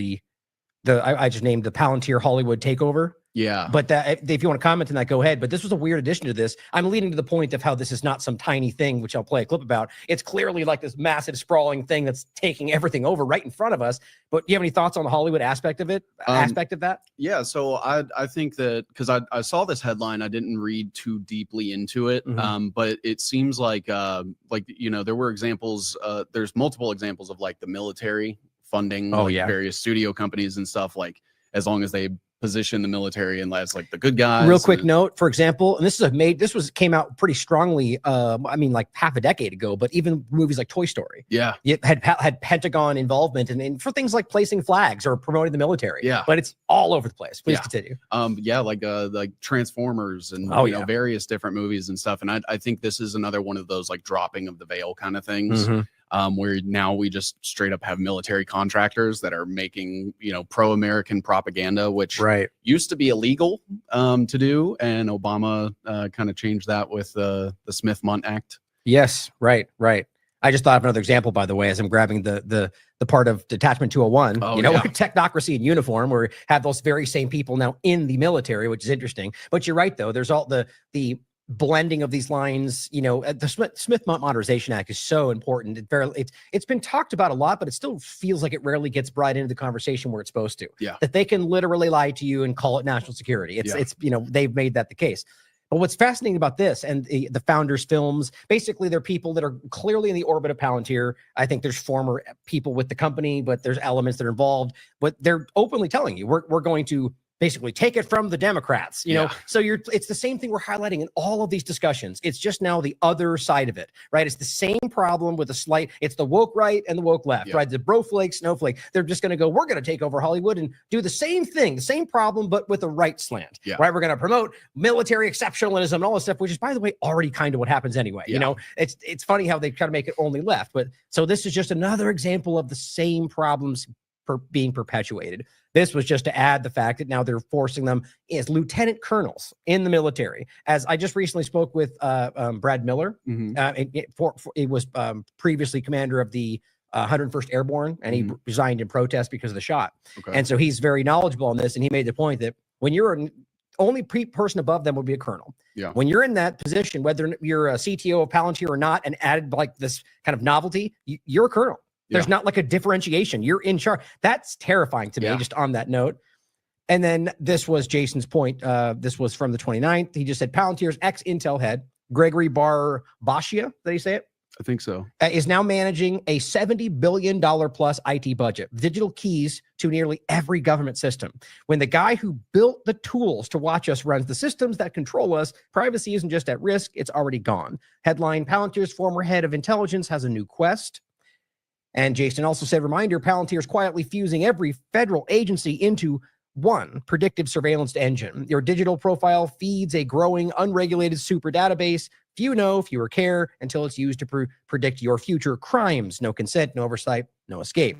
So, and also just the main point of the fact that it is a gigantic thing. Palantir is now worth more than Home Depot, Procter & Gamble, Bank of America, Coca-Cola, $375 billion market cap, $3.1 billion in annual revenue. Palantir's secret, a 45% spike in U.S. government surveillance contracts in just a quarter. Surveillance is America's new frontier. Okay, the point is this argument from the independent media, or rather, the mainstream alternative media, that this is a small little Democrat thing. So, you want to try to play the clip first? You have comments? Well, even just to speak to the point of Palantir, it's like, Alex Karp is the CEO and he actively contributes to Democrats.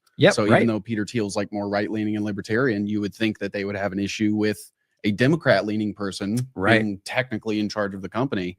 And that to me just points out like more of the false dichotomy and stuff, because it reminds me of them like defending like the appointment of like Steven Mnuchin in Trump's first term, where like he came from One West Bank and George Soros, and nobody called it out. And all the, or Besant now, Yeah. being a George Soros connection. It doesn't matter when it's the guy we like. You know, it's the point is the two-party illusion, the sad partisan politics game. But yeah, I mean, it's clear that this is a overlapped all government encompassing problem. You know, and so for this to be the push, it is just embarrassing. And for the record, this is the second time this has been stated by Jones, where it is.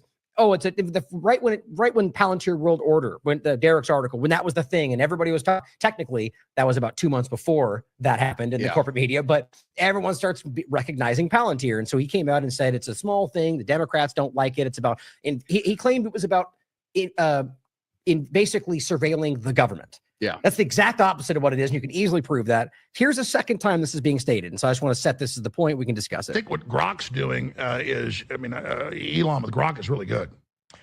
Grok is interesting. I'm more concerned about this suite of companies, though, like Palantir, which is they're feeding all of the data over to Palantir so they can manipulate it with algorithms, and they're everywhere. They're looking at the wastewater during the COVID pandemic. So you're back to this. I've looked at the scale of Palantir, and it's tiny compared to DeepSeek and all these others and ChatGPT. And I'm not like defending Peter Thiel. I'm just saying it's like I get it from the liberals and the Israel obsessed, whatever you want to call it.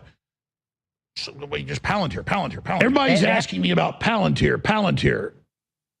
And when you look at it and you understand it, Palantir and the surveillance systems and the AI and all of it has been an outlier from the bigger companies.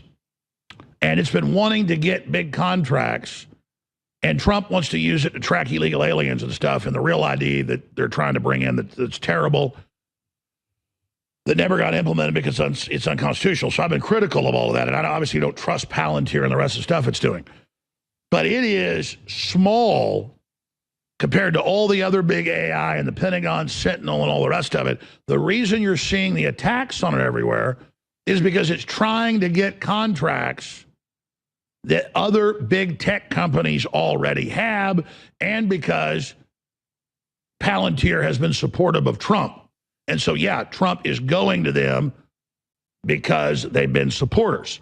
But all this hype about Palantir, all of these systems can be used for control. All these systems are out of control. All the AIs are woke. So Palantir is being used to run AI drones, killing people in Gaza. All of it's very concerning. But why do people know about Palantir and nothing else? Well, that's because it comes from the left, only focusing on Palantir, because it's seen as something being brought in to surveil the government itself and to try to find waste, fraud, and abuse. That's what Trump wants it for. What are your thoughts? So I think that he is incredibly misguided, because the reason that people are bringing up Palantir is because they are the one getting all the contracts. And it's largely Republicans, by the way. It's just such a weird overlap. Yeah. And I mean, Palantir they had contracts with the government under Obama. Right. They had them, they were directly helping the NSA implement their mass surveillance system under Bush. Right. They played a huge role during COVID-19 that nobody talks about. Contact tracing and everything like that. So the whole thing of like, they're just going after him because he's supportive of Trump. It's like, well, then, all the things that are coming out about Obama and the fact that Alex Jones is like calling for him to go to jail. Palantir was helping him do everything that he was doing in office. Right. And we could touch on that if we get to the Epstein part of it, just the overlap to the Obama thing. Clearly, Trump's already said he's got immunity. So it's just this funny game of, we're going to get them all it's sort of reminiscent of the military tribunals queue. They're going to get arrested, lock them all up. And it's like Clinton was the same thing. It's just very frustrating. But to the point of his video here, so the point I was mentioning is the second part of that video, right? So that was earlier, right? He's stressing the idea that, and the part that wasn't included was where he claims they were going to use it to spy on to surveil the government, which is exactly the opposite. It's just frustrating that he can be so blatantly dishonest about this. And now secondarily, again, in front of somebody who is saying it correctly, whatever you think about it. I mean, it's clear that this is a major problem that largely conservatives are concerned about, that they're calling out. It's just like Trump calling you weaklings for pointing at the Epstein list. That's his supporters he's shouting down from the obvious problem that it is. So what do you, Palantir in general, what's your perspective on this? Because there's a lot of different ways we can take it. Yeah. You know, what do you think this is going to amount to in, let's say, you know, the next decade? Yeah.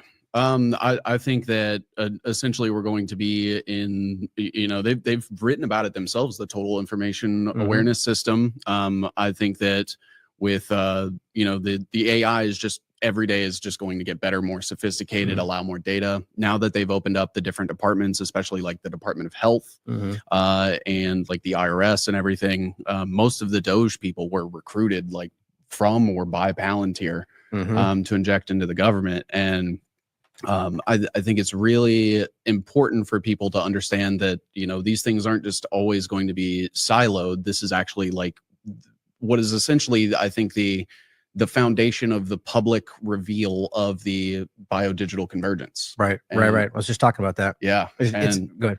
Well, I just think that, you know, to say that, you know, any company, whether it's Palantir, Google, Lockheed Martin, it doesn't matter. Like having this unfettered access to all of these government databases is what gives them the power. Right. And, you know, they're not just beholden to the United States. I mean, they have contracts with countries all over the world. Right. So they have no sort of commitment to our national sovereignty, our national security. It's whatever's going to make the shareholders happy at the end of the day. Right. And we can see the overlap. I mean, I quite frankly think it's obvious that there's a clear Zionist connection to what they're doing. That's, I mean, it's not just because Israel is one of the different parts they're connected to, but the way that they speak about these things publicly is very different than anything else we're talking about. And I think that obviously matters if or only because of the ongoing genocide that their power structure is committing and how that information is now, I mean, I don't know if you talked about it in previous shows, but have you seen the Israel-US AI partnership? So now we have another overlap of now Israel having access to all that unsiloed information where they just have, you know, access to everything. I mean, it terrifies me in general that we have a group that is willing to do things to Americans to cover up what they're doing and now has access to all of our information, is able to surveil Americans, which I frankly think has been going on for quite a long time. Yeah.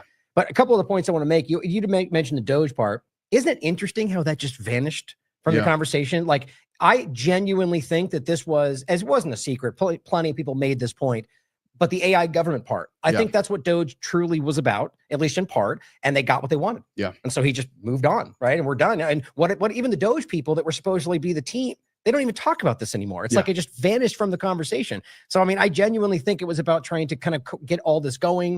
The whole Amy Gleason was supposed to be running it. She doesn't even exist. Now, secondary person's actually the one's allegedly in charge. None of it makes any sense to me. So just quickly on that point about the, you know, Doge's purpose in regard to AI government or whatever else, what do you think? Yeah, I mean, I think that it was, you know, sort of this false dichotomy of rooting out corruption.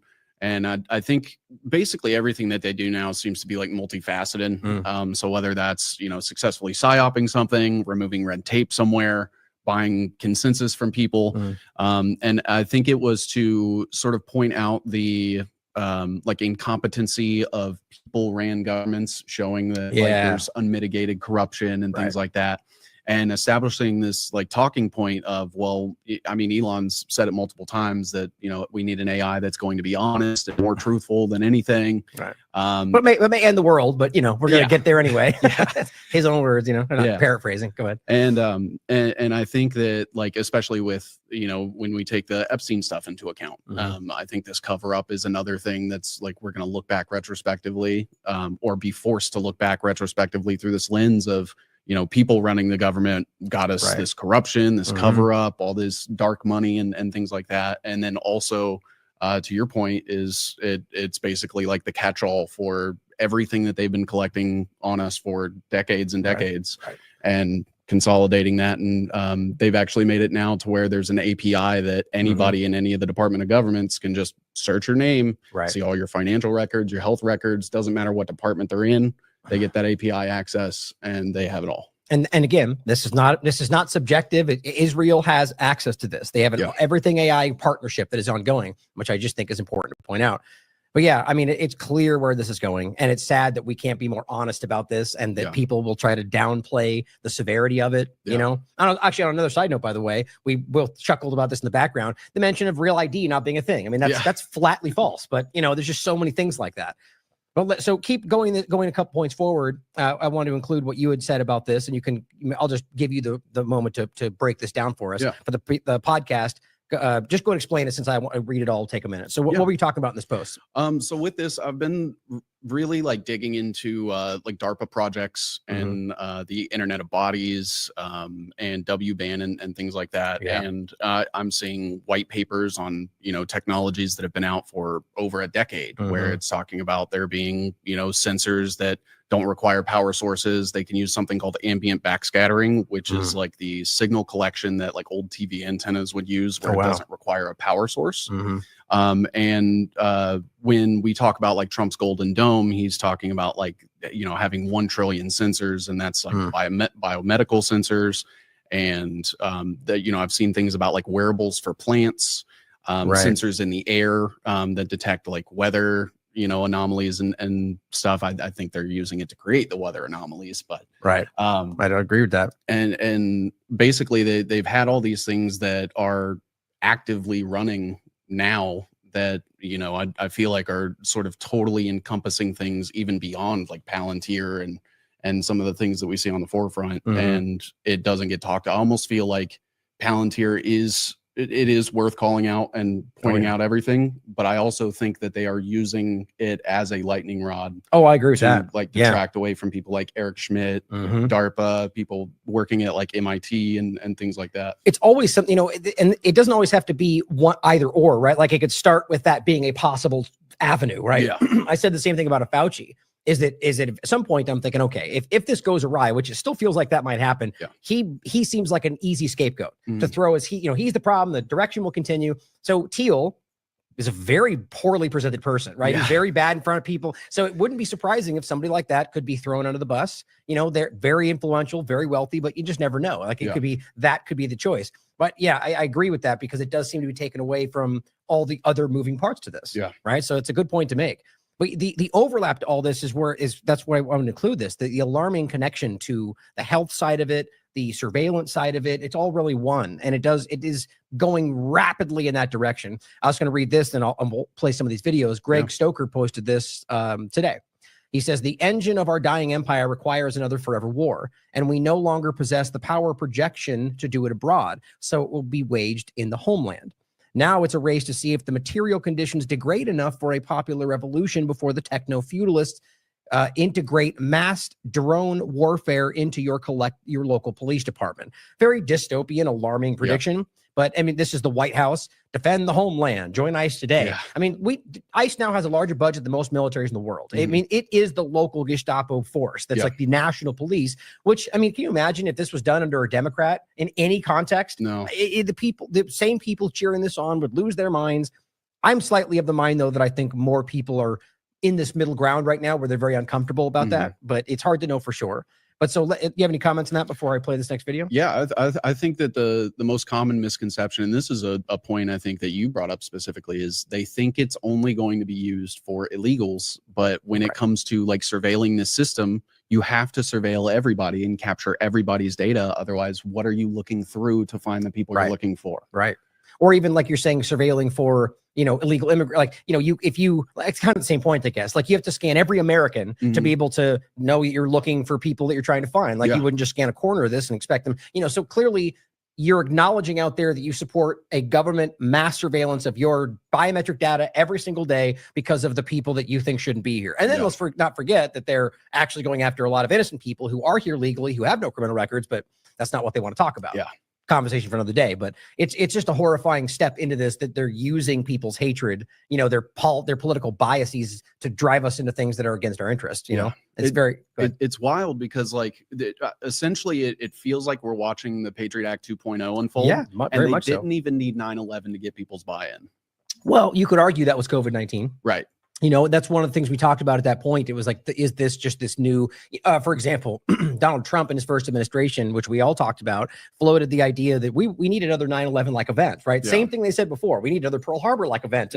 Same thing, you know, or the PNAC discussion. You know, it's clear that they thought, you know, needed some kind of event to bring everyone together. And so then COVID-19 happened pretty quickly after that. Yeah. So you wonder whether that was just that event, but maybe it didn't have the effect they thought it would. I mean, clearly you can look at the agendas since then. Yeah. I haven't seen them successfully carry off a narrative around anything anything since then, to be honest. I mean, yes, you've got the groups that will always side with their narrative, but it's just doesn't seem to be controlling anymore. Yeah. Which is a positive thing as much as it feels chaotic, you know? Yeah, no, I think it's kind of led to this like mask off moment where it's, you know, Trump is just unabashedly like, forget Epstein, you know, fine, I'll look into it. And obviously he's going to feed us some BS, but you know, like all of the corruption, like allowing the tech CEOs into the military and, you know, Doge consolidating all of these departments and like, it feels like a mask off moment.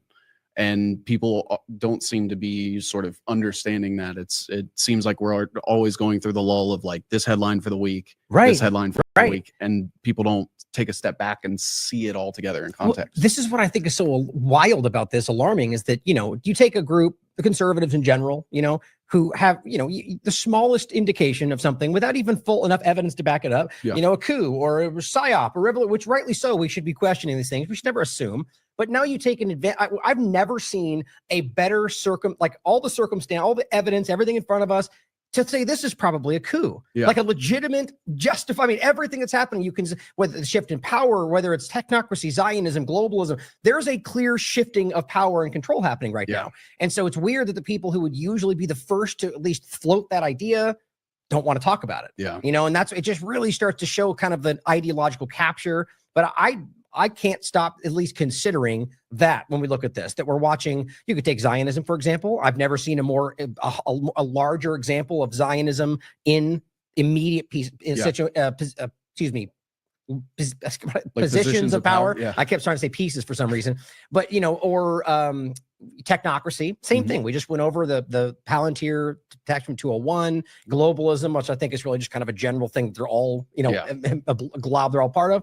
But, you know, you're watching this happen, and it's not just that. It's about acting against the interest of the people they're fighting for. Like you just said, like not just everything you listed, but what about Stargate? Coming out within the first week and be like, oh yeah, mRNA platform. Isn't that what you all wanted?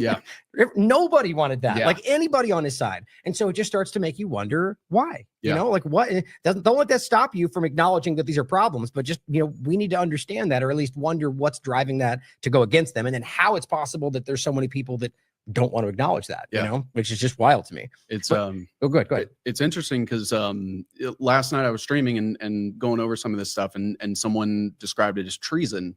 And which part? Like the biodigital convergence and the technocracy and how it's being like used against American citizens. Interesting, yeah. And I said that, you know, from a technical and legal standpoint, it isn't, because they are acting in the interest of the state. And I think we need a whole new terminology. As they see it. And I think we need a whole new terminology that is like a violation of the commitment to the American people instead of the government itself, because treason is just betraying the government or national security, so on and so forth. We are left out in the wind and get taken advantage of and betrayed all the time. And there's no term or something like that I think accurately describes that. And I think they've manipulated like the meaning of treason to be just anything that they don't like. That's a really valid point. Yeah, I mean, I'm sure there was something we could decide to call it that would make sense, but you're right. There's not like a specific word for that, which is arguably what probably most Americans would think that means, right? Going against the interests of us, the country. Well, that's not the same thing, right?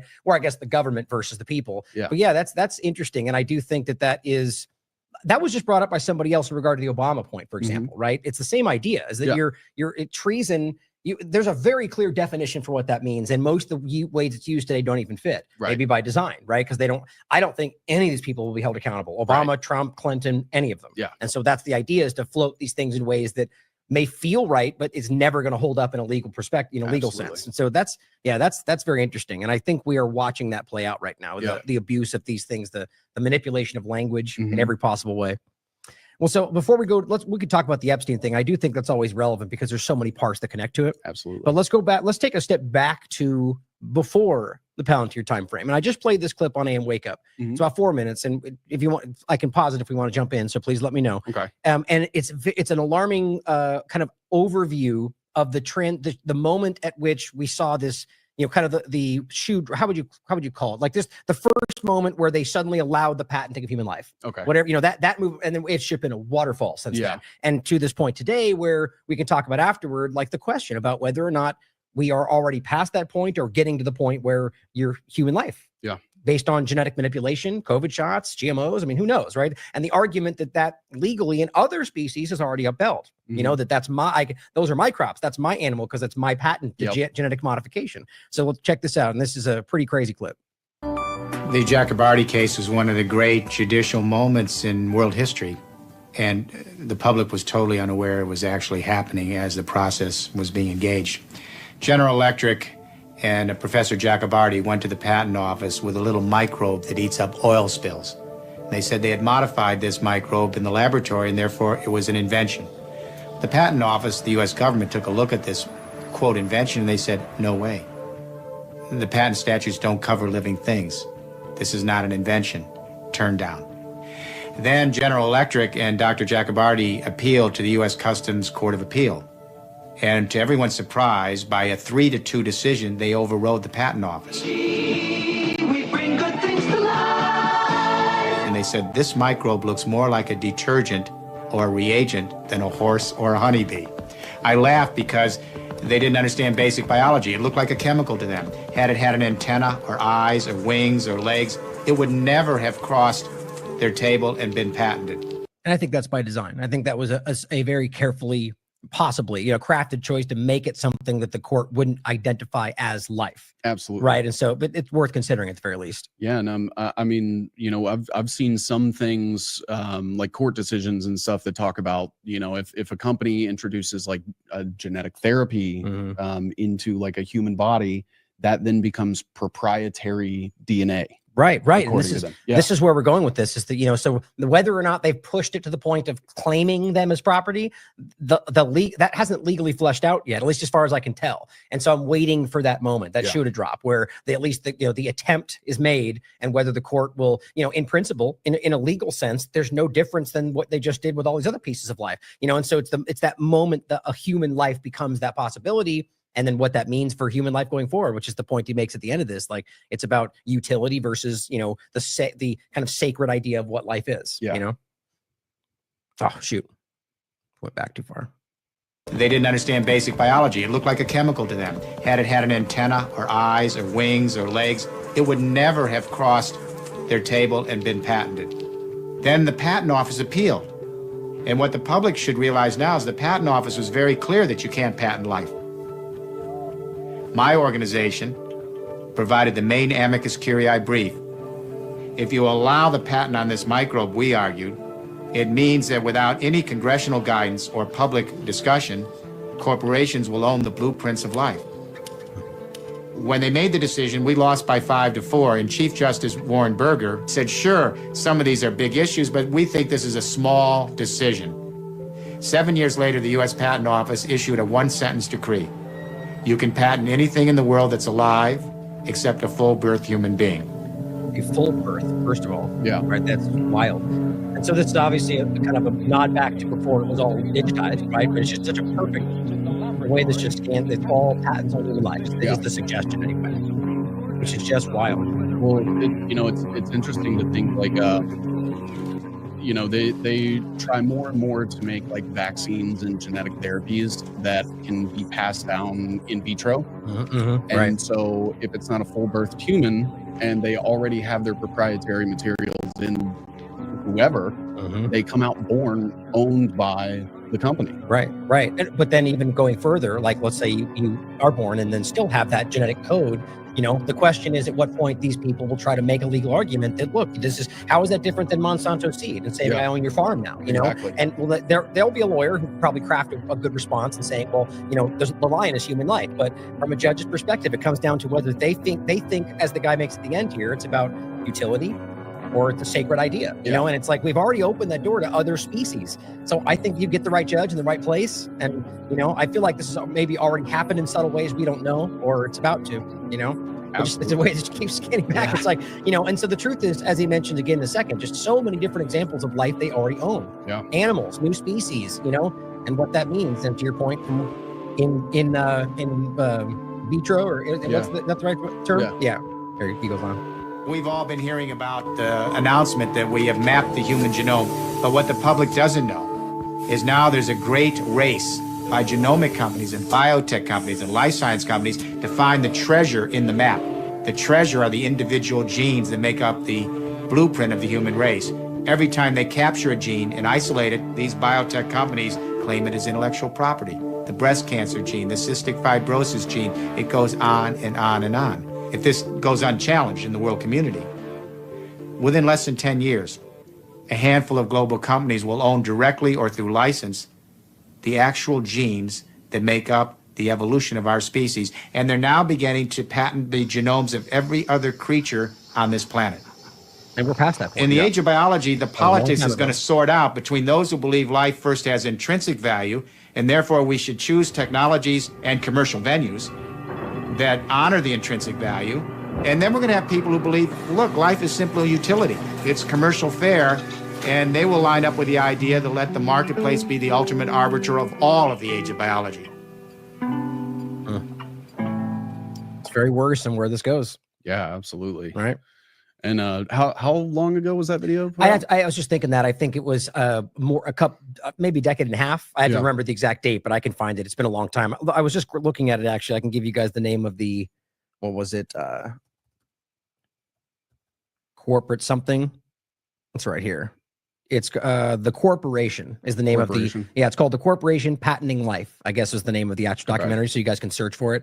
But it was a while ago, you know, and just the insanity of that. And as we just went over and as they're kind of showing, you know, it's a very small moment away from that actually happening. Yeah. And as you were saying, and as they even just mentioned, right? Okay, so now you've got a situation where you've patented things that end up in your body. And so you know, where's that line in regard to what they can own? What if you give blood? Do they own that blood? You know, it's like, these are not crazy questions. Absolutely. And it's like, it's just, the worry is about where this goes. And we're going to overlap this with another clip from Greg Reese, which is really interesting. Not new, it's one about a month or a couple months old, but it's about the overlap of the mRNA, Peter Thiel, Palantir, and the kind of COVID-19 timeframe. And so it really kind of brings us all together.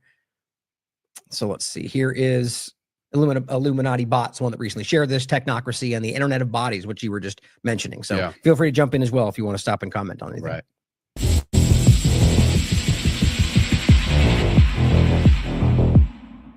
Peter Thiel's Palantir technology is currently being used to slaughter women and children, and we are told that he is one of the good guys. Elon Musk wants to put brain chips in people so that we can merge with AI, which he says will control every aspect of our lives, and we are told that he is one of the good guys.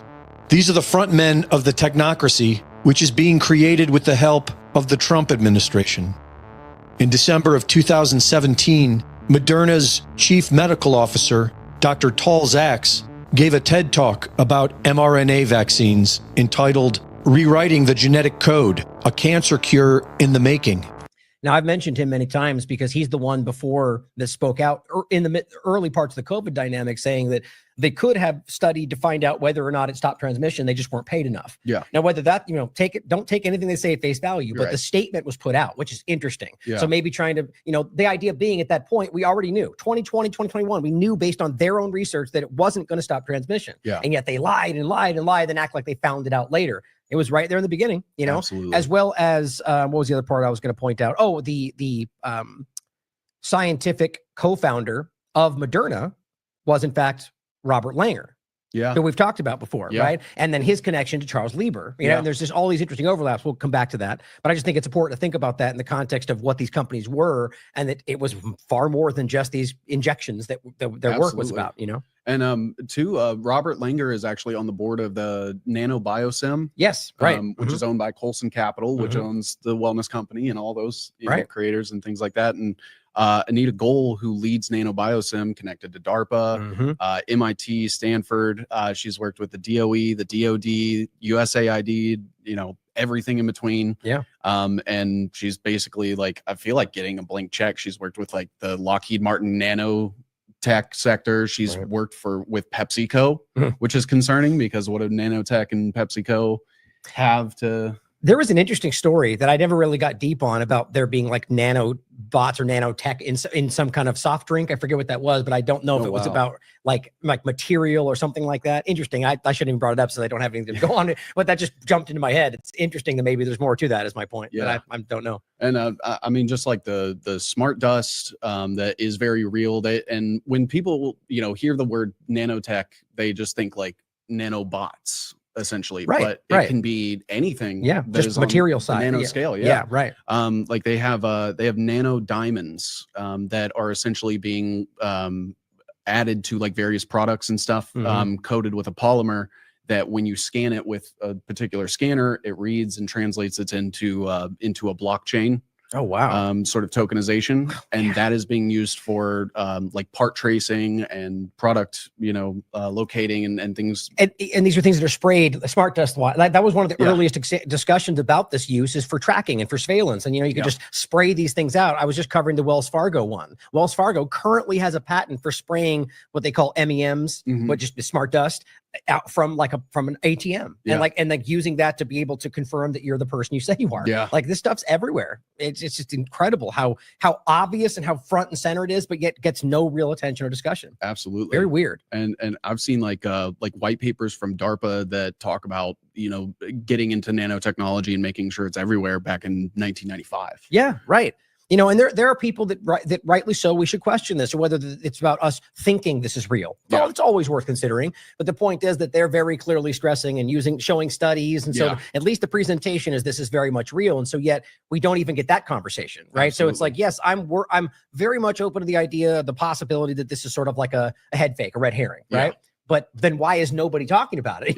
Doesn't mean it's, consider it is all we're saying. And it's I did this show actually about that general point about, this is a different one. There are multiple shows on this, but I had one where I said, was COVID-19, is smart dust real? And was COVID-19 like a first trial, a step? And I think that's very much worth considering that there was some overlap. And to your point, you can have nano-sized material that qualifies as nanotechnology, right? But it's more than that. What we're talking about is what people like this we're working on. Things like using nanotechnology. Nanobot, robot seems like an archaic term, but that's what they would call it. But like a nanotech idea. And actually, here, let me play this really quickly. This is and we'll come back to that video. Here is a small clip that I play often that goes back to a symposium on smart dust from, I think it was 2008, 2010. And it's just, he's talking about this stuff that was from 10 years before, or technically, 2011. And he was talking about it as if the tech was 10 years old. So that's the 2008-9, the 10 point. But it's about the idea of DARPA tech and other countries. And like you said, being able to run on your body's own energy. And this stuff was publicly available, 20 years ago. Yeah. That's what he's saying. It's crazy. Literally scatter this stuff like dust or embed it into a sheet of paper. This was commercially released 10 years ago. It's a tiny computer and it features data processing, data storage, wireless comms, and it's probably as close to the true smart dust vision from the early DARPA days as we've come so far. They're designed to harvest energy from the environment around them and to communicate via a mesh network. Right. So that both includes, as he goes on, like your body's own motion, but also just the energy, your heat, all sorts of things. And it's wild to me that can be, the video 2011, and then 10 years before that. And we're talking today, they'll hold up these big clunky things and be like, this new thing. I'm like, that's ridiculous. Like that seems like an obvious manipulation for us to think that's the big RFID chip. They could, no, man, they can do these things that are so much smaller and all the same functionality, Absolutely. Very weird. And, it's interesting that he was talking about how like they can operate by harvesting the energy of the environment, right? Which would be us. Exactly. And other things, but you're right. That's and that opens the door, which is probably where we're going with it, right? The matrix idea, harvesting us for energy. To a degree. And I think it even goes further than that, where, if they're collecting all of this data in real time and they are tokenizing it, they are also selling it. Oh, absolutely. And so not only are they feeding off of you and invading your body and all of that, but they're also making all of this money off of it, like far beyond the collecting my data. Like they are monetizing your existence. Yeah, absolutely. And I was going to say it earlier, but nod back to James Corbett from, I don't know, like a decade ago. He did the show called Data is the New Oil, always far ahead of these things. But yeah, you're right. I mean, that is, the way I just popped into my head when you said that is I can see them doing sort of like a tier, like, you know, so there are elements of the world, other governments, for example, probably the highest, other intelligence apparatuses, SIs, how you say that basically would want like their high level package, you know, like here is all the debt, you know, you would need of all these people or certain areas or certain institutions, and that they pay for that access, you know, to understand, or rather along with like the AI model that allows them to use these things. Like I can see that being a real thing, but also having like lower elements of it. Like I'm sure they could just as easily sell, you know, phone data they've scraped for some other phone company, you know, whatever, minor things. Like I wouldn't be surprised if they're just selling to the highest bidder. Because they always have. All right. No matter how much they promised during COVID-19, we saw the same. We'll never take this. We'll never do it. And then I think France was the first one that got caught selling it to a company. It's like they always do. It's always the point. Yeah. And the fact that they use private companies to sort of increase that line in the sand, it's like they can completely bypass the Constitution. And essentially you just have the government funding a company to violate the Constitution on behalf of the government. And then once that company has that data, they're not relegated to like keeping it localized for each country. They could sell it to terrorists if they want to. You know, there could be or use it for terrorism. But like a front company or anything like that, and it can just immediately fall into the wrong hands. And they could chalk it up to human error, administrative issue, or not care about it. I mean, that's your point, is they're not even legally bound in most cases to even care about that. And so that's this illusion of the public-private partnership. That's this fascistic idea of the blending of corporations and government. I mean, that's what it is. And now, you know, and to explain that for those who understand is they get to play both parts of it, right? You can, well, they're a government adjacent entity, right? So they, you know, so if you want information, sorry, they're a private company. But if you want to hold them accountable, okay, that's the company. You know, so the government is always kind of like stepping aside when really it's, you know, that's what it is. They're one blob of, I mean, look, if we can't see the Palantir overlapping with all the government, you know, data sources, but also the policing, the immigration, right? The surveillance. I mean, they might as well be the government right now, you know, but really they blended with it is the way it is. And wild. I basically have a rule of thumb now where it's like, if they get any government contract, they are essentially the government to me. They might as well be the CIA or the FBI. It doesn't have to be like an exact thing, but that's a very, it behooves Americans to look at it that way, right? I mean, you are now an extension of the government. And by the way, if that is the case and you're carrying out contracts for them or just, you know, surveilling, then we have every right to see what you do, what you're doing and what you have access to. But to that point, we don't get that. Absolutely. Which is just crazy, which shows you the how far we're getting from I mean, what we think this country is in a very broad sense, in every way you could look at it, whether immigration or constitutional rights. Yeah, it's just kind of sad to see what the government's doing right now. But quick question for you. Do you think that more people are beginning to see this than before? Like in regard to the partisan element, or do you think we're still stuck in those partisan ideas? It's kind of tough because as far as politics go, I feel like everything that we're kind of seeing on, you know, the Congress floor from various talking heads and representatives is the politics seems to be 20, 30 years behind the technology. And at this point, it feels like following the technology or following the politics is what they want you to do, so that you're always behind the curve. Because I agree. I think 20 years from now, the government might start mentioning smart dust or something like that. And as it's in your blood already or something like that. And I think that it's basically being weaponized against us, and politics, you know, at this point just feels like it isn't even real. I know that they pass actual legislation that affects, you know, actual policies and stuff, but it all just feels like a front so that the military industrial complex can just keep chugging along, doing what they do, and nobody looks at that. They're all just upset at congressmen, representatives, and you know, that's so interesting. Like somebody made the point about Elon Musk and like what we were seeing was sort of like, we talked about the transition of power. You know, you can call it a coup, or maybe it's an allowance of the government because that's what they want, you know, but that we're watching this, you know, maybe the real string pullers stepping back out of the shadows. And Elon Musk was sort of like a trial balloon. Like we're the technocrats and I'm also sort of in charge, right? So, and I think people pushed back on that, but you know, I just lost the thread of what the point was there. Anyway, just that on that sentiment, since I lost where I was going with it, but just, you know, the reality of that power now showing itself as the real, maybe as of what it's always been. You know, Matt Ehret made this point before, going well back before technocracy, that, you know, even like the kind of royal bloodline argument, you know, that we have never really gone away from that, you know, that we've watched this transition. At some point, they recognized the importance of allowing us to think we were in charge. And so they allowed us to think they were, when really all they did was, as we see, corral us with false binaries and put the people that were always the most royal bloodline, which is one of those very, there's a real point to look at for people. Yeah.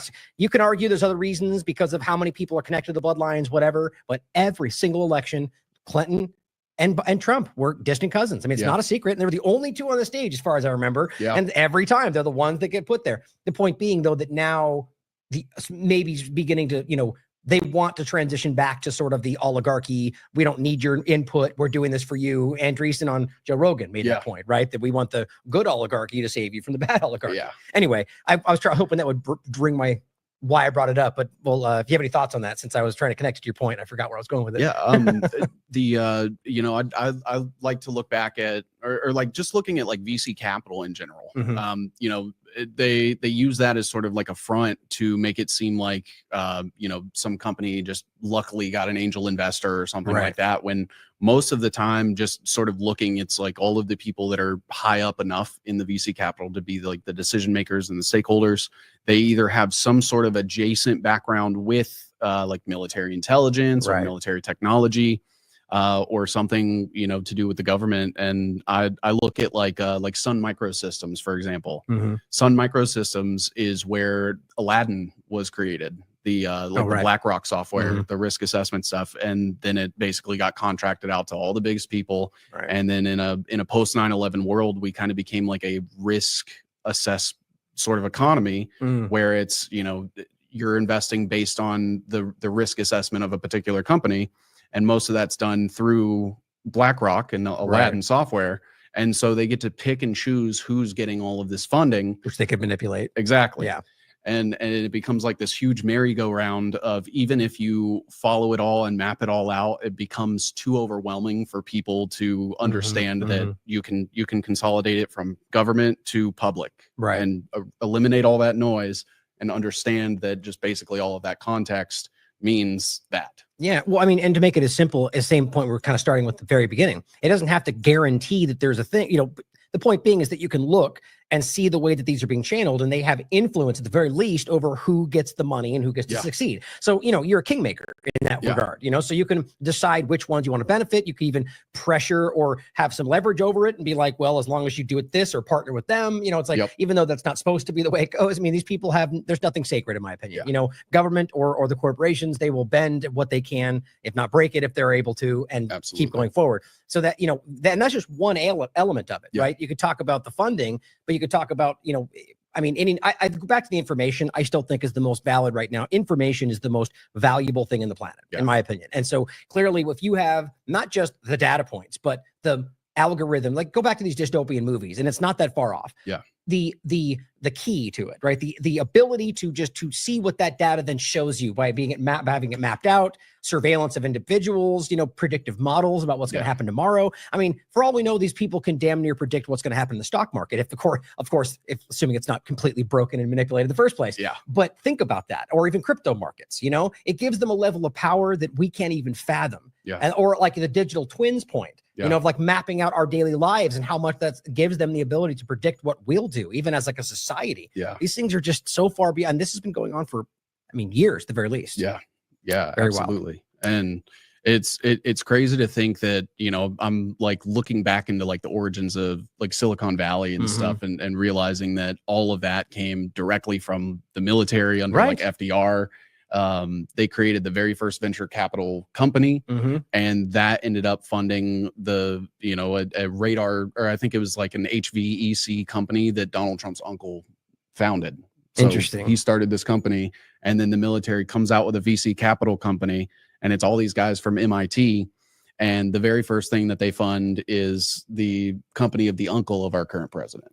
And interesting. And this is the research that you're talking about. Yeah. So I'll include this for everyone to check out, and it's hard not to see how these things all intertwine.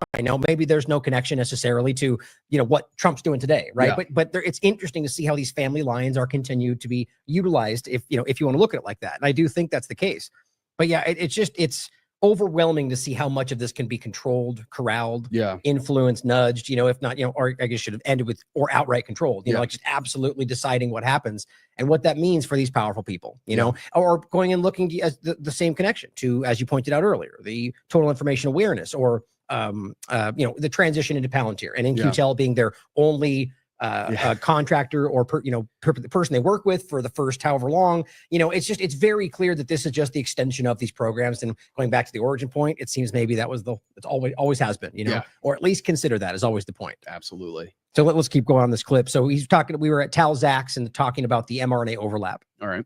Trained as a physician scientist, we've been living this phenomenal digital and scientific revolution. And I'm here today to tell you that we're actually hacking the software of life and that it's changing the way we think about prevention and treatment of disease. So here's all the biology you need to know in 30 seconds. Our body is made out of organs. Our organs are made out of cells. And in every cell, there's this thing called messenger RNA, or mRNA for short, that transmits the critical information from the DNA, our genes, to the protein, which is really the stuff we're all made out of. This is the critical information that determines what a cell will actually do. And so we think of it like an operating system. And it's not just in every cell of our body, it's actually in every cell of every organism alive. It's the same thing. And so if you could actually change that, which we call the software of life, if you could introduce a line of code or change a line of code, it turns out that has profound implications for everything from the flu to cancer. About 3 years later, led by Operation Warp Speed, billions of people were injected with this technology. And after millions of ongoing deaths, there is still no mention of wrongdoing. It is all part of the Great Reset plan. According to the Purdue College of Engineering, Internet of Bodies is formed when Internet of Things meets the human body to transform it by empowering us humans. A network of tiny devices on, around, or in the human body. Now, there's a couple of points to add to that, like the inner. So basically, the Internet of Things is, your toaster, your fridge, right? Yeah. The Internet of Bodies is an overlap in between, like, so it becomes the Internet of Nano Things, the Internet of Nano Bio Things, like there's just different names for it. And the point is they're all in between steps. And so the real point is to argue when not just that your body, like let's say through a pacemaker is connected, which is still an overlap, but it's about the idea of like a smart dust, a nanotech that is also interconnected. Like we just played that clip going back 20 years, you know, that's either nano on your body or inside, which then makes your body like one of these devices literally connected to the internet or through the wideband, the wireless body area network, right? And so this is where, but Greg's doing amazing work on this. He's just making it easy to digest, and giving you the next step, but realize there's been a lot of these interconnected steps and driving us in these directions, whether or not we want these things, Absolutely.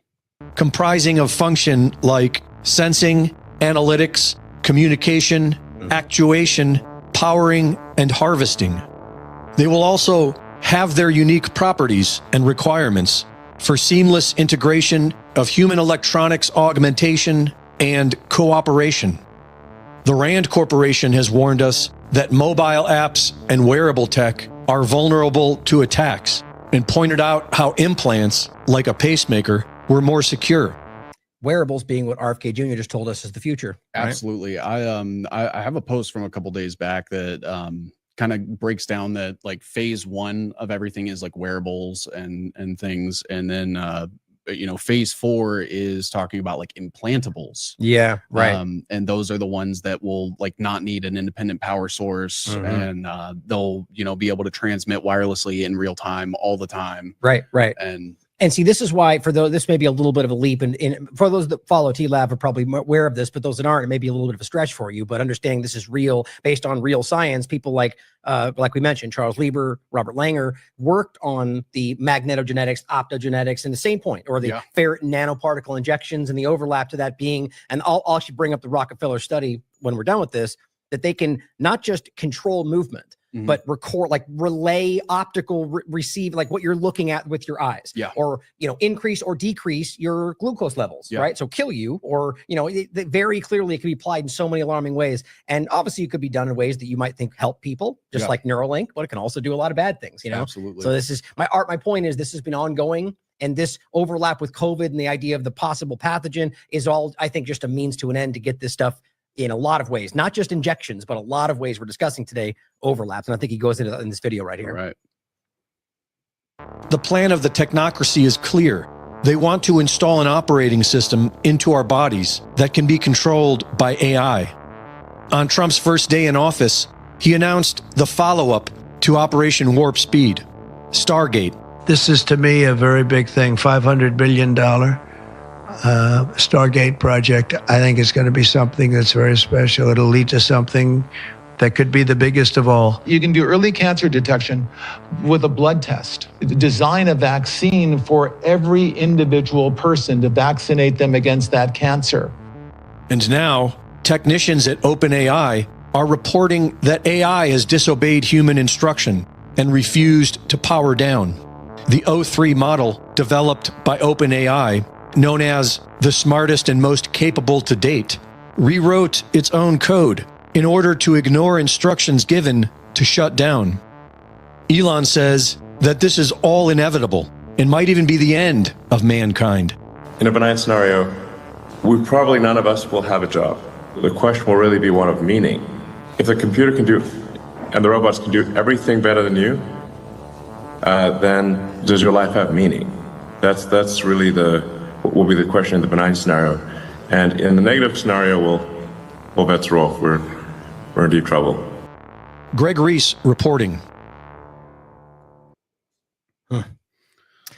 Well, what are your thoughts? I mean, it clearly, the intersection is obvious. I'm just hoping people can start calling it out. Yeah. I think the most important line there was Elon saying that if the robots can do everything for you, then does your life have meaning? Mm-hmm. And I think that is exactly how they actually feel. Is I think that they see themselves in like this artificial caste system based on their philosophy. Like the TESCREAL philosophy seems to be, we know better than you, we're smarter than you, we're more capable than you, so we're going to do everything for your own good, but really it's just in their own. Right. Well, but see, you see, some of them probably don't care about us at all, and that's the narrative, but some of them actually, and I think this is kind of where you get some of these, these megalomania, like they think that their interests are our interests. Like if they will force you into this because it's what's best for you, even though you don't think that, know, it's some of these people that the paternalism, and it is everywhere right now. And that's what's so alarming is that people on the right calling out the left about that can't seem to see it in what they're currently doing in the same way. And this is far more alarming. I mean, all of it's crazy. And quite frankly, I think all of it leads in the same direction.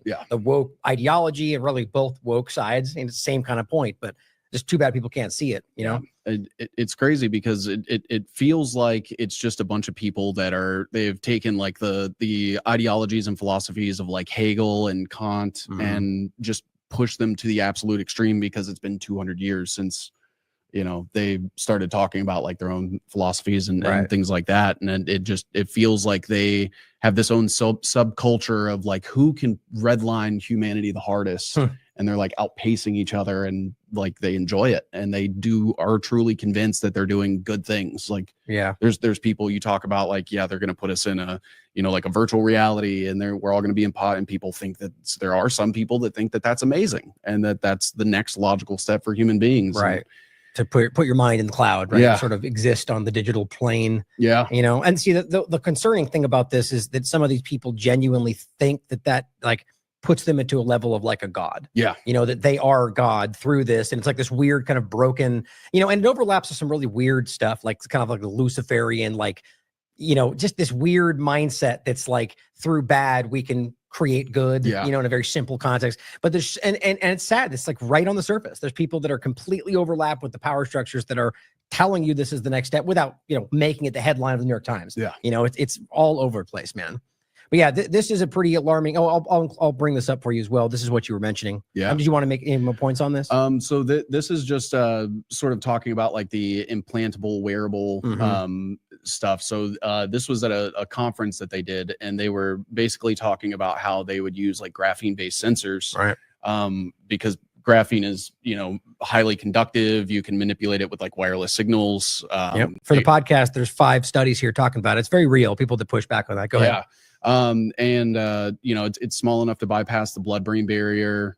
They talk about using it to assemble essentially a neural lattice in your brain, which Elon has actively talked about, which would basically just have all the graphene in like certain sectors of your brain that, if it's manipulated, stimulated, whatever, with electricity, wireless technology, different signals, that it could produce, like basically manipulate your neurons to have a desired outcome by whoever sent the signals. And so this gets into like neuroscience, right? Like that's it's like the overlap. That general Catherine Austin Fitts brought this up last time, and this is something that I like. It's it's funny, we're laughing about like the point that I made before is we're stuck in like this camera listening device. We're like we're they're so far beyond the tech, and we're still going beyond even that. Like is that Catherine is. The idea of like your computer, your devices being able to influence you against your interests. I mean, I don't even know how you begin to push back. Maybe just don't use technology, but it's a kind of I don't know how you get average people to start thinking about these things, because this is like a now conversation. If we're still stuck on this archaic conversation of listening devices and cameras, I just don't know how you get past that. But what are your thoughts on where that's going? I mean, are we there now? Is that happening through our devices, in your opinion? I do honestly feel like that is happening. I think that there are things going on with the different technologies that we have where they're emitting different signals. There's the papers about like Wi-Fi being able to detect people in the house and stuff. Bluetooth, is a very, very old technology that they have well ingrained to do basically everything. That's what they were using to run contact tracing and stuff, as far as like running proximity to other people. And you have to understand that those things have existed a lot longer than they've allowed us, and they go way further than they tell us. Interesting. And when you start to like, I'm basically at the point now that DARPA can probably tell when my heart rate increases or decreases. And see, these things may seem so benign to some people, but it's not just the one thing. It's all the data points that make up who you are. And then the mapping of that, the planning for that, the surveilling. It's so invasive and it's everywhere. And it's not about your interests out there. Like somebody may have that because they have a smart Apple Watch and they want to track their heart rate. But there's so. I mean, think about that on a mass scale and being able to decide or see and read the biometric readings of how the crowd responds to certain events or certain headlines. There's so much. I mean, I don't even think I can articulate how much that really can be used against us. But do you think that people are starting to become aware of that? Like that they're starting to, not all we're talking about, but like you think the population at large is starting to understand where we're going to more than they were before? It's really tough to tell, obviously, because like majority of my interactions are online, and I do feel like I've been very siloed into my own echo chamber. So I think that 99% of the people that see my posts agree with me that it's like something that needs to be spoken about and should be on the forefront. And then I'll have the occasional person that's like, oh, you're absolutely crazy and delusional. And, you might as well just like put on the tinfoil hat and things like that and go ring the bell saying the end is nigh.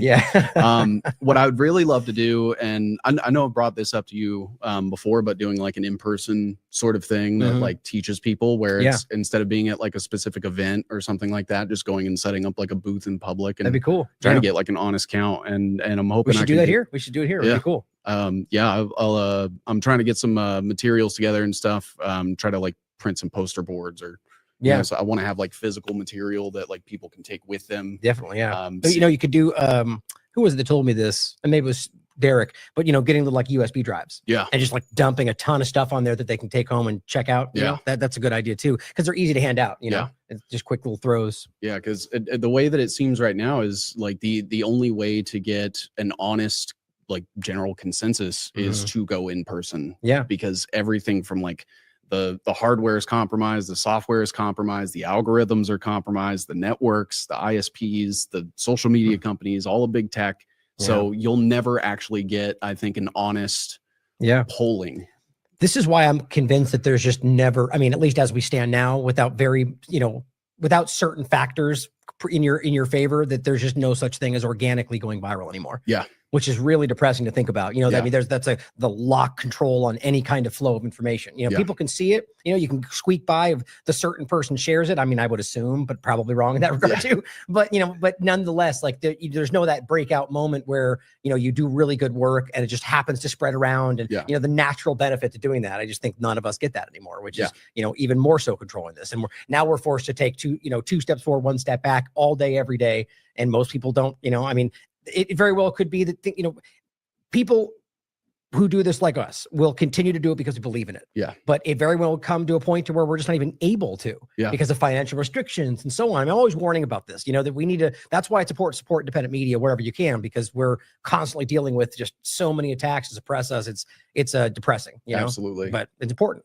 Yeah, and I think too, something that I think is important to bring up is the impromptu like cartel of like payment processors. There's a thing going on right now that I'd read about where they're like basically pressuring Steam. It's like this video game platform Saw that. to like remove specific content, and that seems like they could do that with anything that uses Visa or MasterCard. Right. And I mean, I can't think of a business that doesn't at this point, and that's just another like complete aspect of control. Yeah. And it's interesting to see where that's going to go as we like get into like cryptonomics and the Genius Act just passed, and seeing where like all the stable coins, because like the stable coins come from like Goldman Sachs and all the banks now seem like they're going into it. Yeah, like Larry Fink's one of the largest owners of Bitcoin, right? And it seems like it's going exactly where we all, at least me and you, kind of see. Yeah. And I just don't understand it. It's like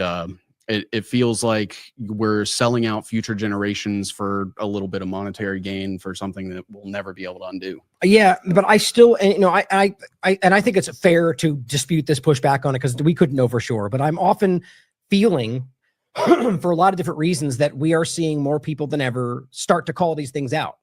Like it's easy to look at the influencers, if you want to call them that, on the side of like the team sport Republican politics right now. And they're clownish. I mean, it's insanely. I'm going to wrap up after this, I think, because it's really good. What we talked about is really powerful, I think. We can do another interview about some Epstein stuff in the future. But since I'm going to talk about it, I just think it's a good laughing point to end on. This is just hilarious to me. Benny Johnson put this out yesterday. Cartman is playing Charlie Kirk on the next episode of South Park, which I'm sure it is making fun of him. I mean, that's what they do. This is the greatest honor pop culture can bestow on you. Congratulations. And I just said, you are the living embodiment of this meme. This is fine. No big deal. It's everywhere you look right now. It's just like, my point is, I don't think they even remotely represent the actual majority of their base anymore. Yeah. And I think that's on either side. They're like these cartoonish cheerleading, clapping seals that are just like, whatever they said is great and happy and good, no matter what, and you look at the comments, there's very clear, prominent conservatives that are just like, come on, this is a small point. I just thought it was funny. Yeah. But it's like, anything they say about whatever they're talking about that day, yay, move on from Epstein. Like, that's not what their base supports. That's not what the majority of his audience supports. Yeah. And so my point is that I think we're watching a very positive turn. I saw it with Israel, saw with COVID-19, we're seeing it with the Epstein thing. People are just not buying the narrative anymore. And they may still align with the Trump side of it. They may still convince themselves that Kamala was worse, even though they're both the same thing. Yeah. But they're seeing it. And I think we noticed that, like the Israel point is a good one to highlight, because I think the world can acknowledge at this point, everybody sees what's happening. Yeah. That's so far beyond the obvious now. And I was saying that 6 months ago. And I thought that was the case. It's clear. Everyone everywhere is either, choosing to side with this because they want to side with Israel, or, people see it. My point, though, is that for everything? Is that every conversation? I don't know. But it shows you that in some level, the world is shifting in a very positive way. Yeah. And I just think that that's worth considering, that we're at a point now where, these people are the cartoons they're showing us to make us go, that's what all the Republicans think. And I just don't think it's the case anymore. At least that I think we should consider this every day, because this is what we do, right? I mean, this is what our job, we're informing people that need to see it, not so we can change their opinion to ours, but so we can give them the opportunity to say, this is worth considering, come to your own conclusion about it. Absolutely. And it is changing people, man, on a rapid day. Every single day I'm seeing people shift around and starting to call things out, breaking the models. And, as much as it's getting worse and worse because of the way government's responding, I still can't help but end on a positive note that we're making moves, man. People are changing things. Things are shifting, and it's making the power structure super uncomfortable. I don't think we're far away from seeing somebody like Netanyahu go to prison. Yeah. They'll try to keep it going, but our people in our government, if we can make enough moves, but anyway, I just end on the positive note. I do think that's happening, So anything else you want to leave us with? Comments on what I just said there, kind of the positive direction where it goes, or upcoming events you want to mention? It's great having you here, brother. We got to do it more often. Yeah, absolutely. I think that something that I feel like I'm starting to have a little bit of success with is, I've been navigating this space, and I feel like there's nobody that like I 100% agree on everything with. That's good. Yeah. And I've always focused on those differences, but it seems to me like if we can both agree on like what the biggest issues are. We can figure out the solutions later, like if we differ on those. But if we can both come to an agreement that, you know, like we both want a good life, we both understand what the problem is, let's fix that. And then, you know, your differences of like your belief systems or what, you know, economic leanings, political leanings, all that stuff, that should take a back seat, because right now it is team humanity versus team anti-humanity and like post-human world. And I think that we need to like start focusing on the fact that everyone has that in common and not so much on like the small little things like in the truther community, especially, is like, I know that there's things that me and you probably don't agree 100%. I don't agree with like Derek on 100% of things. You guys probably don't agree with I don't agree with David Icke on everything. That, and people try to like exacerbate those things. And I think that's a good drive us sign. apart from each other. Yeah. And I think that it's like, okay, well, if we can all collectively acknowledge what the biggest problems are, then I think we can move forward. Yeah. I think that's a positive thing to see, though, right? That means we're all not just blindly following each other. We have our own opinions, and we're willing to state them and have amicable disagreements about it. You know, this is things like this and what we're doing. I think that's what's changing what's going on, because it's very easy to look at what we're doing, and doesn't mean we're right all the time, but the objective measured conversation, and look at these other people we're talking about. It stands out like a sore thumb. It's like, okay, you know, he may still be right, it may be entertaining, but if you're looking for actual truthful, you know, integrity, principle-based information or delivery with that, it's just night and day, you know, and people start to see it. I have a higher opinion of the average people. Right? I really do. And I think that's constantly undermined, and people, that's why I was making that point before, is it's easy to throw the baby out with the bathwater and be like, they're all like Benny, but I just don't think it's the case, you know? And I do think we're rapidly changing this. So it is nice to see, you know, as much as things are getting worse, and in a lot of ways, our lives are getting more complicated. It's because we're shifting away from, you know, it's the dying power structure point, you know, it's always there. But great talking with you, man. And I'm going to leave us with a clip of technocracy kind of overlap. I think is important to think about. You know, we had a great conversation today about where this all goes, the overlap around the future of it, but also the past, but the COVID-19 middle of it all, the health, the surveillance. You know, it just doesn't, I mean, it's funny that this could ever be called something that's not relevant or important to talk about. It is like everything in our lives right now, or at least it's connected to damn near everything happening. You know? Absolutely. Well, thanks for being here, brother. And as always, everybody out there, question everything. Come to your own conclusions. Stay vigilant.